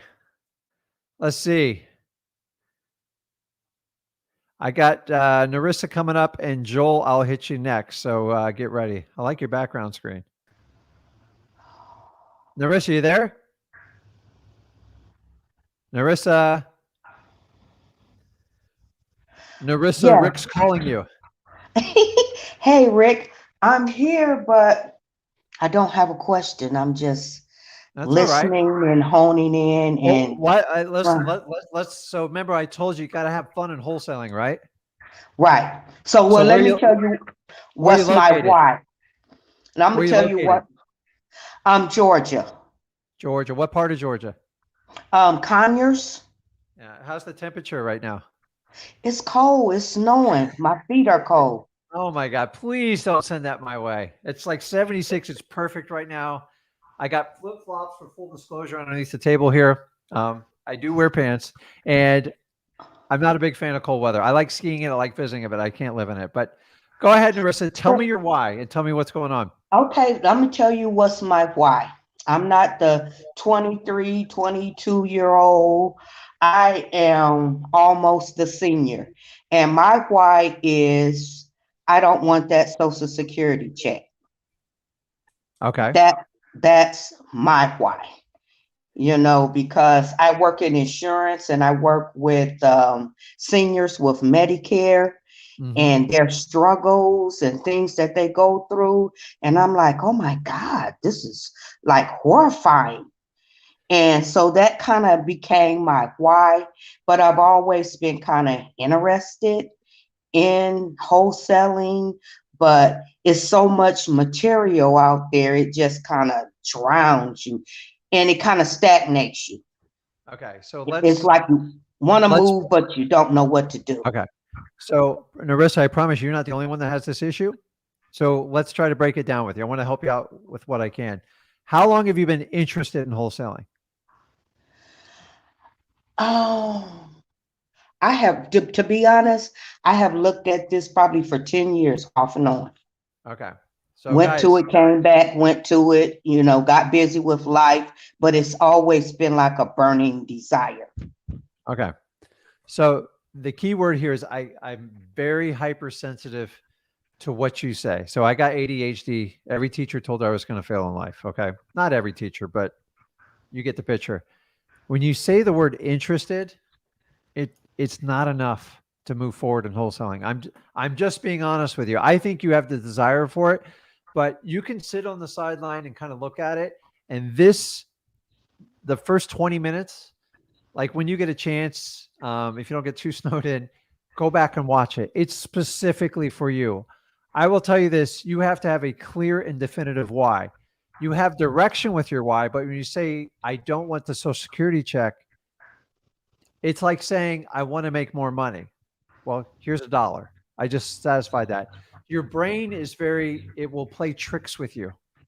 So it's amazing how we're all here on this earth. Like it's just like your heart, your lungs, everything works perfectly. We're communicating. We're on an electronic thing. It's a miracle. Plus, you're in the United States and you have the ability to make a choice of whatever you want to do. I want you to understand the power's within you. You have to create a why that's so resonating in you. You're not interested, you're doing it. And until you can make that commitment, and this is why I harp on it. A lot of people don't talk about it. If you don't, like, I got to the point, I got so frustrated in my job because I just had no time with my family and I just didn't see a future. And I said, there's got to be something better in life. I looked at real estate investing for like a year and I saw like I'd sell a house, I'd make some money. I didn't really do anything. I go, well, how can I turn this into a business?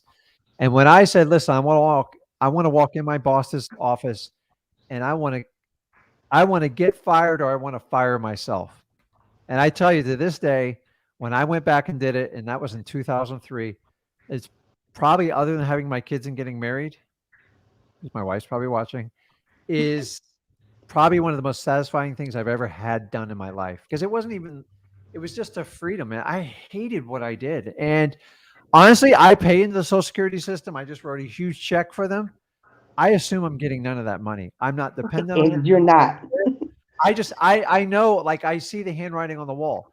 My son knows he's not getting it. It's one of the reasons, he's made his own path. So, Well, I Marissa, guess, Rick, maybe I'm not using the right terminology because I'm ready. I've set up my podio with Zach. I spent all okay, this week doing that.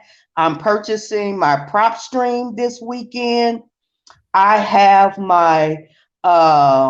I have a list of driving for dollars okay, properties. So I'm setting up my leads, and for some people that this is a good thing too when you talk about driving for dollars. My son-in-law drives for Uber oh, there part-time. you go. So I'm like, look, while you're out there, you see any abandoned houses, send them to me. So I have about 20 houses that he's already sent to me just from Ubering. Okay, so you got to do it. So let's do So I just this. need to do it. Tell me your why right now. And the really cool thing is you can play it back. You can write it down. I'm going to tell you, you guys, you think I'm fine. I worked on my why like a week. I had to make it so resounding. And then I want you to say it out loud. And then if you like it, you're going to write it on your bathroom mirror and you're going to have to look at it every day. And you can lie to anybody else. You can lie to friends and family, but if you lie to yourself, it's the worst feeling in the world. And you know what I mean? Right. So tell me again, Narissa, if you can get a clear, definitive why and anchor it into your nervous system, your brain will follow. I'm telling you right now. I know it sounds like hokey pokey, but I spent a lot of times doing like a lot of Tony Robbins training. I went back 5 times to burn it in my brain. And I'm telling you right now, your why has to be so strong because when you have your why defined, it's simple as this. And this is all Tony Robbins, not me. I'm not going to take credit for it. Change your story, change your life. The only way you can change your story is have such a resounding why. Some people wait till, you ever heard of people where they hit rock bottom, like I got to change or like I'm going to die. And not that it's not like quite like that, but like, I don't want any part of your soul to die. Like, I believe you go to the grave kicking and screaming the whole way. You have fun. You take care of yourself. You take care of everybody around you. Enjoy every day like it's a gift, right? Got you. So tell the world, tell me what your why is and just spit it out from your heart. You got part of it in the right, but the thing is, if you clearly define it, and it doesn't need to be a paragraph. It can be a sentence. It can be 2 or 3 sentences. This makes a tremendous difference on becoming interested and pivoting over to actually doing it and taking the action to get it done. Because you could study my videos till you churn blue. At some point, you got to go, like, you just have to commit and do it. So without further ado, I know you didn't plan on talking about it. So this is fun because you're learning how to take action. And this is part of the biggest steps to get started in wholesaling. So I'm going to shut up. You tell me your why, and then you can go back and record it. And then you're going to write it on your bathroom mirror, and you're going to keep working on this why and make it better and better. My why is I don't want to become a senior and have to depend on Social Security for income. I want to be a senior and have my own financial freedom. That is my why. And then you can use your Social Security money for fun stuff because you don't depend on it. But if it's there, you can do it for you want. So exactly. Here's what you need to do is just keep working on your why, because the more specific it is, the more it's going to resonate with you. So I get the Social Security. So like, just get that out of there. You want to be financially free, and I don't want to depend on anybody else. And Exactly. I'm going to depend on myself, and I'm going to enjoy every minute of my life. I don't care what your age is. It doesn't matter to me, because you have the ability to wholesale. You could technically do it from a wheelchair, because I've seen it done. You can do it from remote places. It just requires you to use your brain, and you've got to truly want to help people. And Narissa, I know you want to help people. And if I can get you out there helping people, I feel fulfilled. And I'm removing every obstacle to get you started. You know, it's amazing. People are like, well, If you do it for free, it's not going to work. I'm telling you guys, it doesn't matter if you pay for it or you do coaching. You have to do the work. You don't pay for it and you skip it. And vice versa. If you get it for free, you don't skip it either. You are going to pay the toll. The question is, are you ready to do it? So keep working on that. Why, Yes. Narissa? You got any other questions for me? Okay, is you guys is talking about those disclosure states? Is Georgia a disclosure state? Do I need don't an have it on me attorney? 'cause it's for. So number one, I'm not an attorney. So actually, most of my family's from Georgia, but I don't know. I did a video on it and I put it up there, but you can easily search it in your state and find out. So I don't want to give you bad information. So there's 48 states in the mainland. It's hard to memorize everyone. So, but I did an entire video on it. And I walked through them. So just check back on there, and then you can look up in the state of Georgia. They have to spell it out in their public domain there. So. Okay, so one more quick question. So when you're doing a JV with someone, you're in one state, they're in another state, and the property is in another state. So we're talking 3 states. Say I'm in Georgia, the person I'm JVing with is in Texas, and they have a property in Mississippi. So where do the laws fall in terms of writing the assignment? Okay. Well, you're using the word JV, which means joint venture. So usually a joint venture is between two. So if like you were going to joint venture with me and Zach, we get together to put our expertise together to basically wholesale a property. The law is always going to pertain where the property resides. Bottom line. Sometimes, once again, I'm not a lawyer, but in the contract, they can put special wording like, any disputes have to be settled in the state I reside in, which is Florida or Georgia. Once again, it's too technical. You're overthinking this. If you're looking to do a house in Texas, you got to follow Texas law. I don't care where you are. Okay. You have to follow it where the house is. That's where you're going to start. Don't overthink it. So if you buy a house in Florida, you follow Florida law. If you buy it in Georgia, you follow Florida law. But most people only deal with like a state or two, and you get really good at it. You're never going to do all 48 states. I haven't done all 48 states. I've done like 9. Like it's just I'm more of a Southeast type of guy. But I've done stuff in Texas and Nevada, and you've got to learn like the markets when you go there. So you got it. Go get your why. Put it on your bathroom mirror. I'm telling you, and just look at it every day. And eventually, if you take massive action and keep moving forward, you're going to lose the word interested. Get rid of the word interested. I don't like it. You're doing it. You there? Okay. I lost her. Joel. Hello, You Rick. there?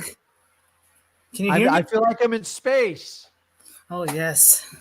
Universal. How you How doing? are you doing, Rick? I'm doing fantastic. How are you doing? I'm doing good. I'm calling you all the way from Virginia. Okay. At 12 degrees Fahrenheit. Good Lord, man. I tell you what, man. Although I sit here and suffer through brutal hot summers, so I got to get out of here in the summer. But what can I do for you, Joel? What's your question? All right, I have a few questions if you're willing to answer. Okay. First, I'm in analysis paralysis at the moment.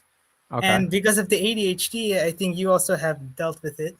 I got it, You buddy. go through so much of confusion. You're like, okay, I want to wholesale. Oh no, I want to go to sub 2 property. Oh no, I want to flip.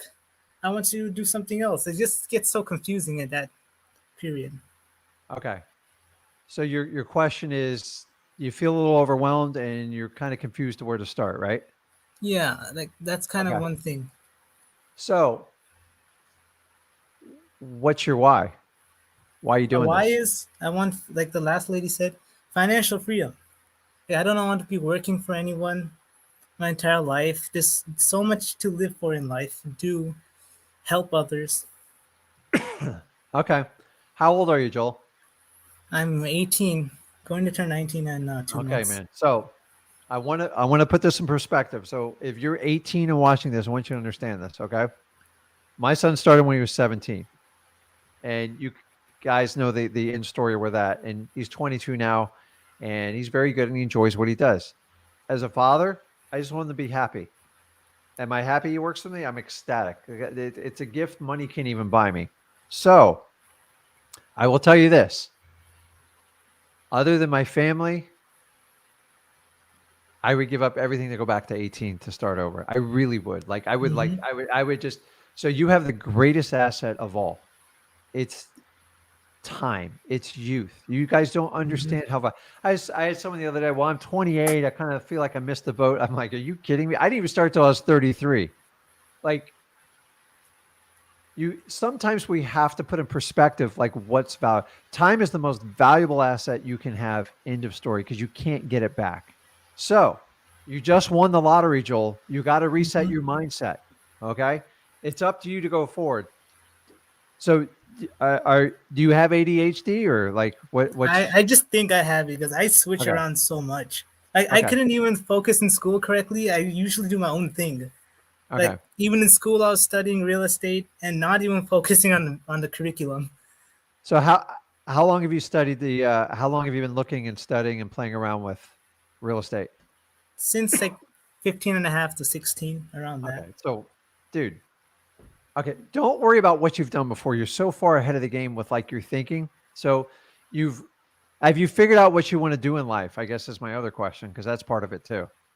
Do you want to have a family?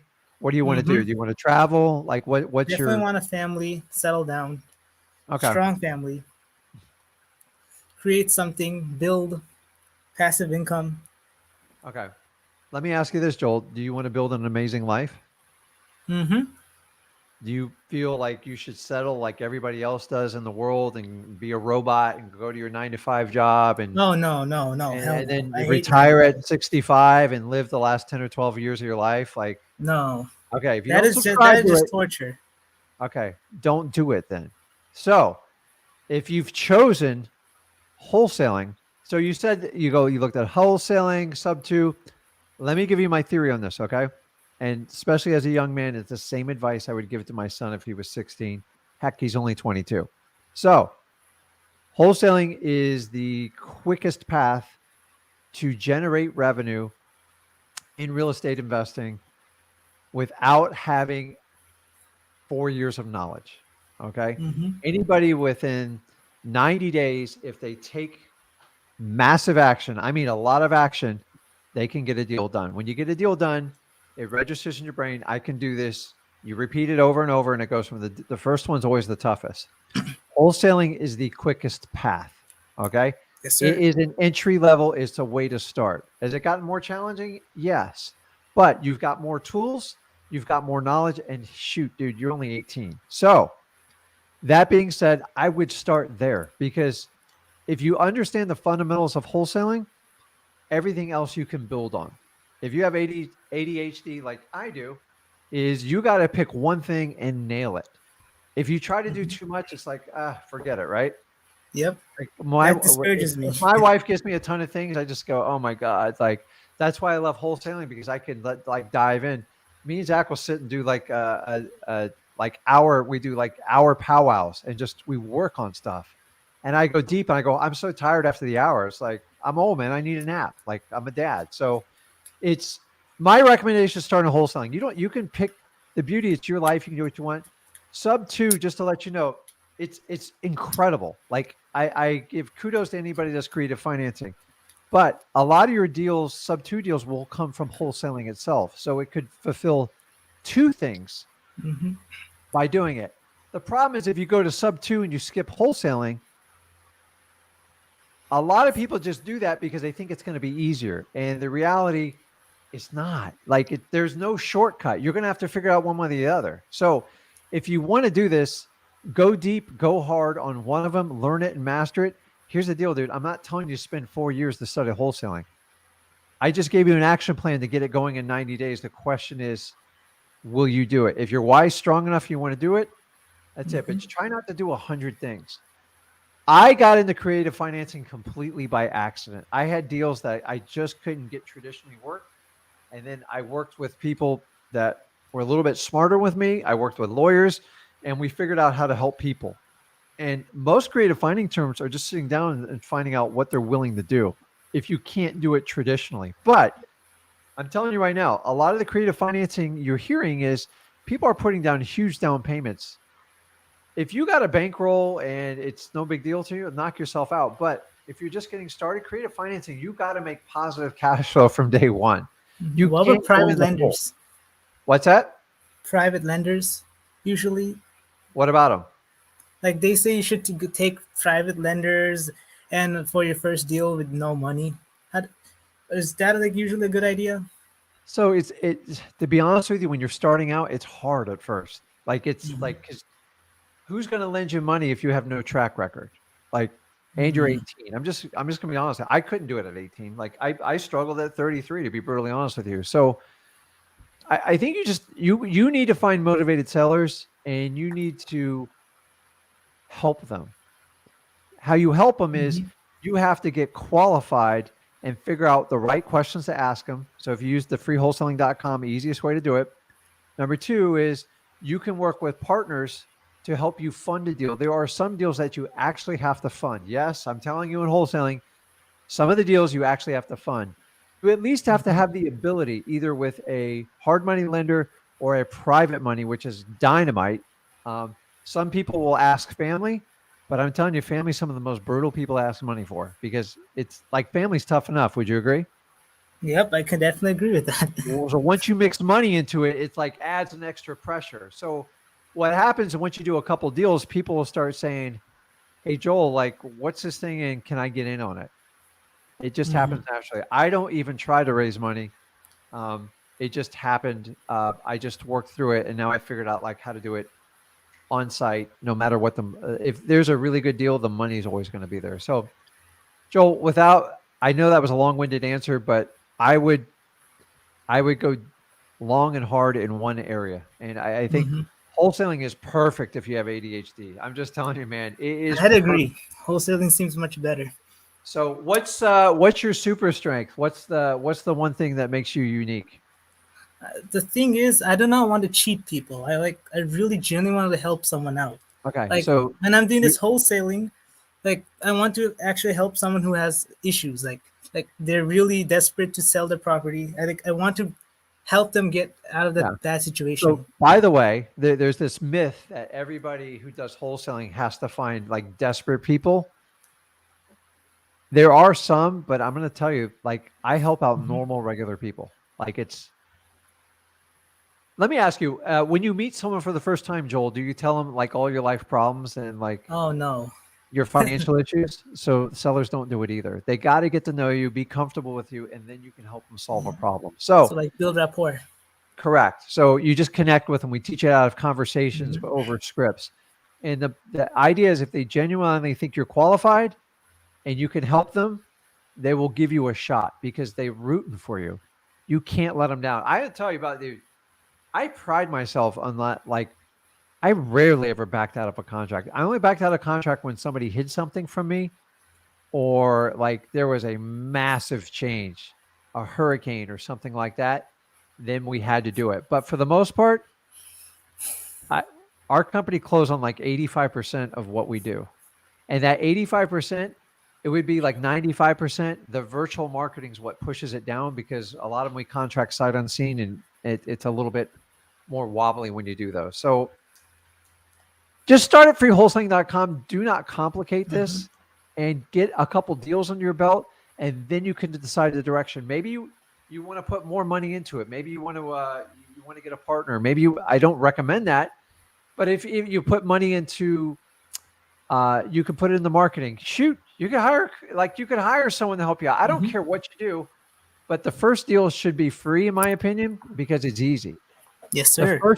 Your goal's got to be to get to $100,000. You know how you do that? You start one deal at a time. The only way you're going to get a deal done, if you don't, you have to start talking to motivated sellers.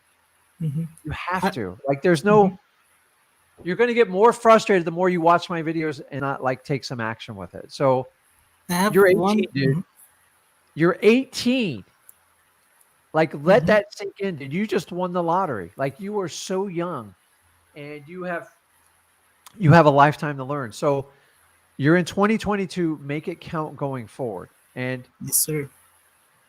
any other questions for me, or I'm just Yes. trying to give you some direction, a little bit of motivation No, here. I But mean, I'm just really, telling thank you. Like what you're doing for the community. yeah, I don't know what to say to you, man. you write your own script, man. Like you write Mm-hmm. your own script. So, yeah, I don't really recommend a lot of people because everyone's a little bit different. But if you ever have a chance to do like a live Tony Robbins event, don't you guys understand? Tony Robbins, he lights the spark, but it takes a lot more than that. Like a spark will like get you going, but it will die out quickly if you don't take consistent, massive action with it. So if you have the chance, guys, you can go on YouTube. You can watch 15 hours of motivation. I do it all the time, man. Like instead of starting out with CNN or Fox or any of these news outlets, start out with motivational videos. Like start there because it starts the direction of your day and it'll motivate you to kind of move forward. And like you're 18, dude, the sky's ahead of you. So stay in touch with us. Let us know. And Yeah. by the way, guys, I can tell who goes through freewholesaling.com. I know who's doing the work. Like it's like I'm not your coach to sit here and go, okay, you skip chapter 6. Like when somebody really wants help on like a one-on-one, I'll ask them how far have you gone in the course, and I tell them don't lie to me. I can click a button and see what percentage you completed of it. So start there. And one more thing. Yes. I think I'm gonna start with MLS usually because marketing cost is $0 basically. So what I'm thinking is give the agent the listing agent 6%. Start from there. Bring them get a good offer. So Joel, let me help you out here. Stay away from MLS. It's not going to help you. It's a pit for retail buyers. You do not want to be there. You take properties to MLS that are ready for retail because you want to wholesale it. You are not there. Do not waste your time. It will burn you out of this business and you'll be kicked to the curb. I'm just telling you right now. Yes, the last thing you want to do. You do not. You need to go direct to the seller. You need to find motivated sellers, and you're going to have to do some sweat equity lists. So if you go to freewholesaling.com, everything's in there for you to at least get started. And there's like an entire 30-minute segment on just that alone. You need to study that and go hard. Now, when I have HDH, when I used to study wholesaling, what books and stuff I read when I started, I would read the book 10 times. That's what you have to do. Don't read 10 different books. Read that one book 10 times. It makes a huge difference in your brain. Okay. You're just getting started. Don't get overwhelmed. And by the way, in freewholesaling.com, you do not have to study the entire thing to get started. You can at least start taking action and take the steps necessary to get you to your first deal. Okay. Sure. So for now, do you recommend for sale by owners?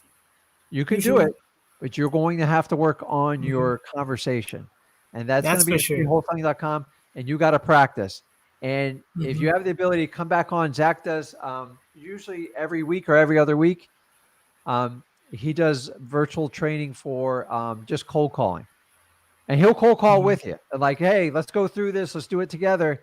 But you got to bring your A game. Like if you didn't practice once and you don't want to put the effort into it, you can't expect Zach to sit there and just like, oh, come on, you can do it. I need you to get that part done. So you've got the practice. Everything's in there for you. Yes, sir. Okay. If you want to be on the starting team, you've got the practice. You got to put in the work. There is no, I don't know where someone thought they could skip all this stuff. Every now and then someone gets lucky, but in wholesaling, you don't get lucky. It's the person who's consistent and takes action and keeps the train moving is the one that wins, and they get their financial freedom. So I know you can do it, Joel. Keep us updated. Thank you, and we'll go from there. I really Johnny, appreciate this. No problem. Hey, Johnny, are you around? Yes, sir. What's up, Johnny? How you doing? I'm good. How are you? Listen real quick. I'm going to do Johnny, and then we're going to rip through the comments. I'm not forgetting about you guys, so I'm just trying to give you as much value as I humanly possibly can. So, Johnny, you were up, and then you disappeared, but it's okay. What's your question? Oh, I'm just listening in. I'm just trying to. I have learned retail. I'm 4 years old. I started a company last year in April, and Okay. I just start buying and selling. And I got a few wholesaler that provide me properties, but like I've been trying to do the fix and flip. I didn't, and I got ADHD as well. So I tried to do the flipping. I went to school for real estate, but the issue that I have is that I'm a foreign. People usually don't like to speak with foreign or with accents, and uh, I feel sometimes there is that gap between them and me in communication, and I'm I'm concerned about expressing myself to others. Okay, I get it. So, Johnny, where are you from? I'm from Puerto Rico. I live now in Charlotte, North Carolina. Okay, so I know a lot of people from Puerto Rico, and an amazing place, amazing island, and it's really part of the United States. Like we Yeah, can debate that later. But so, how long have you been on the mainland versus Puerto Rico? 12 years. I got a Okay, family. I got two kids. you got it. And You're fully Americanized now. So, yeah, um, so I can tell you this. Like, so what? You have an accent. I don't care. It makes you unique. Okay.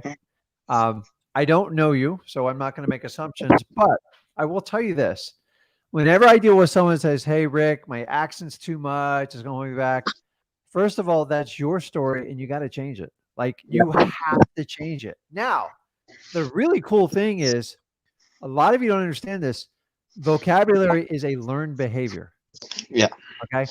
How can someone that doesn't speak a lick of Spanish learn? Like, I've watched people, like, I'm always amazed. Like, I watch, I like watch like UFC fights, and a lot of people come from Brazil, a lot of foreign countries, and they pick up the English language in like 1 year. You know how hard the English language is if you don't know it? It's terrible. It's a brutal language. Like how, but have you always been bilingual, or is it something you had to get better with when you moved on the mainland? So I used to work for a bank, so I speak some true English, but I used to work for Citibank, and they were gonna shut down the offices in Puerto Rico, so bring me the opportunity to move to the U.S. Okay. So when I move, I have to step up and learn good English. Let's put it that way. Okay. So it's safe to say you understand English easily, right? Yeah, Okay. everything I do is in English. And you know how to write it, right? Yeah, Okay. So I even got the letters. I'm okay. gonna tell you. Last year in February, I have 40K on the bank, and I was like, I need to do something with this because I keep paying the bank. They pay me 1%. There is Okay. no way that I So can make. Johnny, okay, let me get to this so we can help you out here. You understand English, you know how to write Yeah, it, you communicate it well. You got an accent. Who cares? Like I get it. People will judge you. It's safe to say it. I'm not going to lie to you. That's what people do.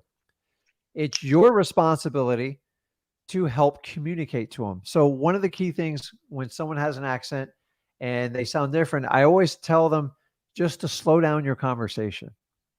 Sometimes when you slow down, it's you can be more conscious about like pronouncing your words.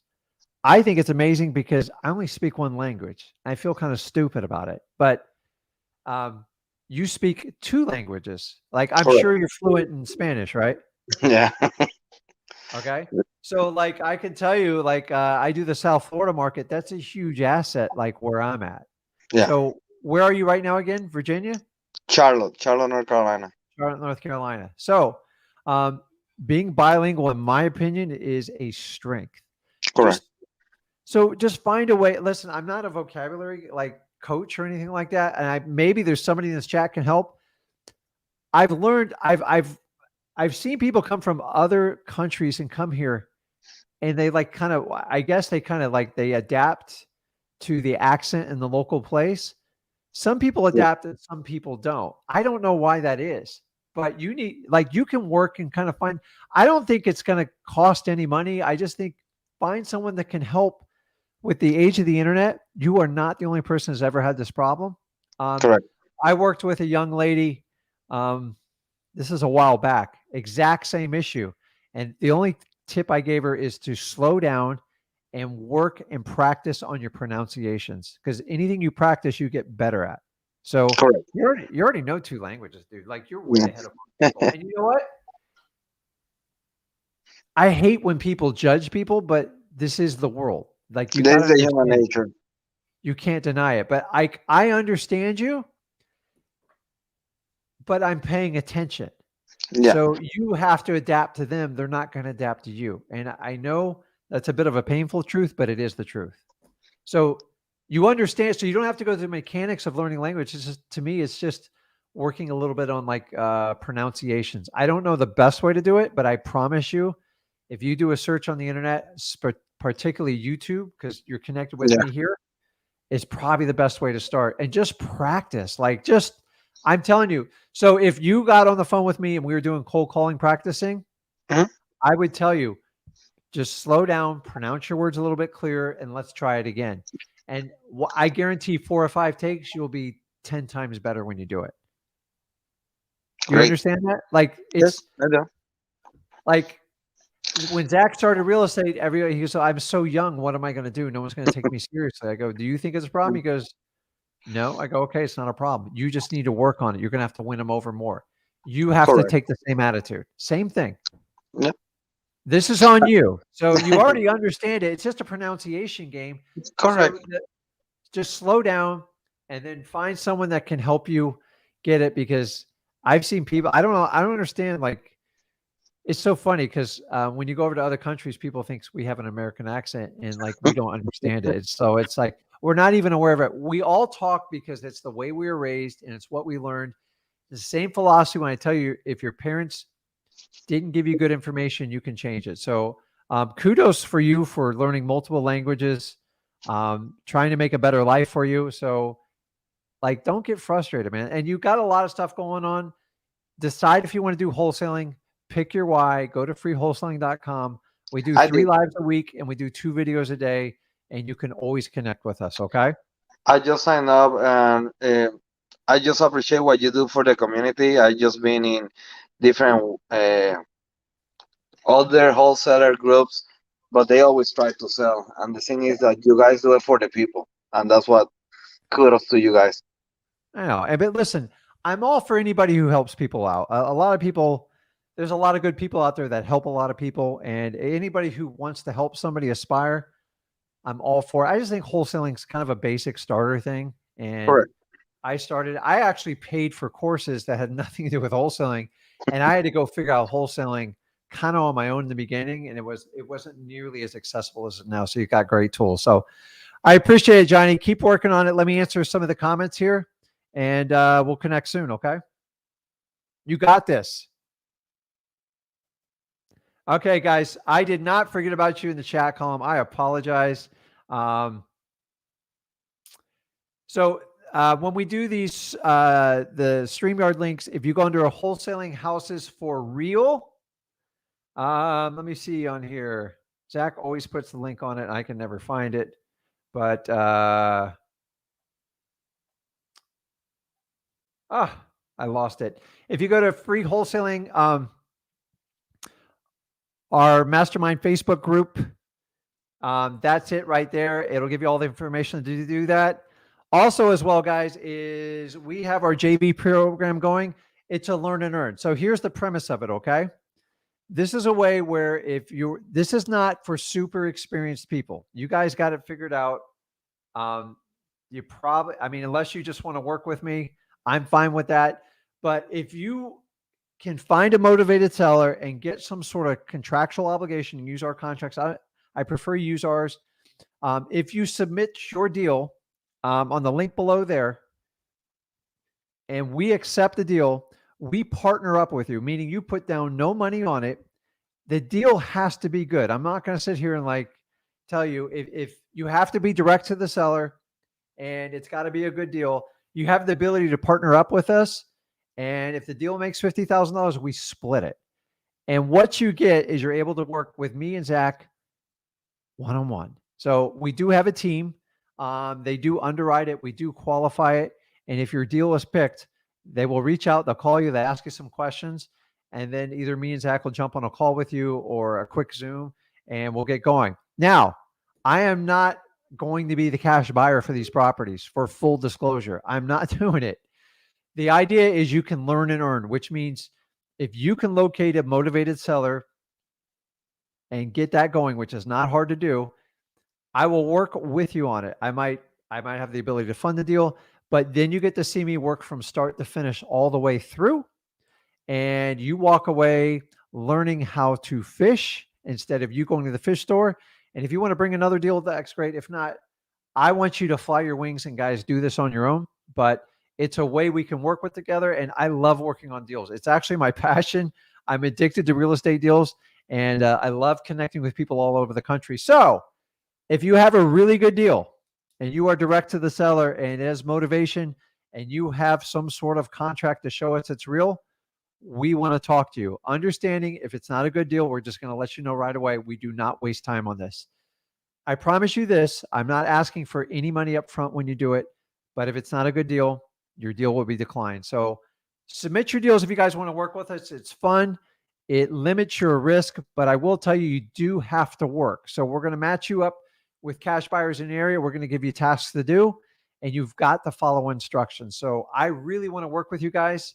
I think that's about it for our lives. Let me see if I got any other questions here. I think that's it, guys. What's up, Tila? She's always here. She's late, but she can watch the guys. This is recorded. Let's see. You guys are talking amongst yourself. I love it. So, guys, every Friday I tune in here. Sometimes I do it Thursday. I swap with Zach. Zach goes live Thursday. Sometimes between Tuesday and Thursday. He does it a lot. So take advantage of it. This is your free mastermind. I left time on the end here because I didn't have enough people on the live. So guys, if you took advantage of the live, awesome. Our job here is to help out as many people as we can. I can continue on my legacy and enjoy watching Zach help everybody out. We love everybody who tunes in. I know you guys give up your time for this, and we do appreciate it. Make sure you subscribe, hit that like button, and check us out. Flip with Rick on YouTube. You can also go to Wholesaling Houses for Real on Facebook. I look forward to seeing you guys, and I cannot wait to work with you guys on deals. I'll see you real soon, guys. Thank you, and have an awesome weekend. Thank you.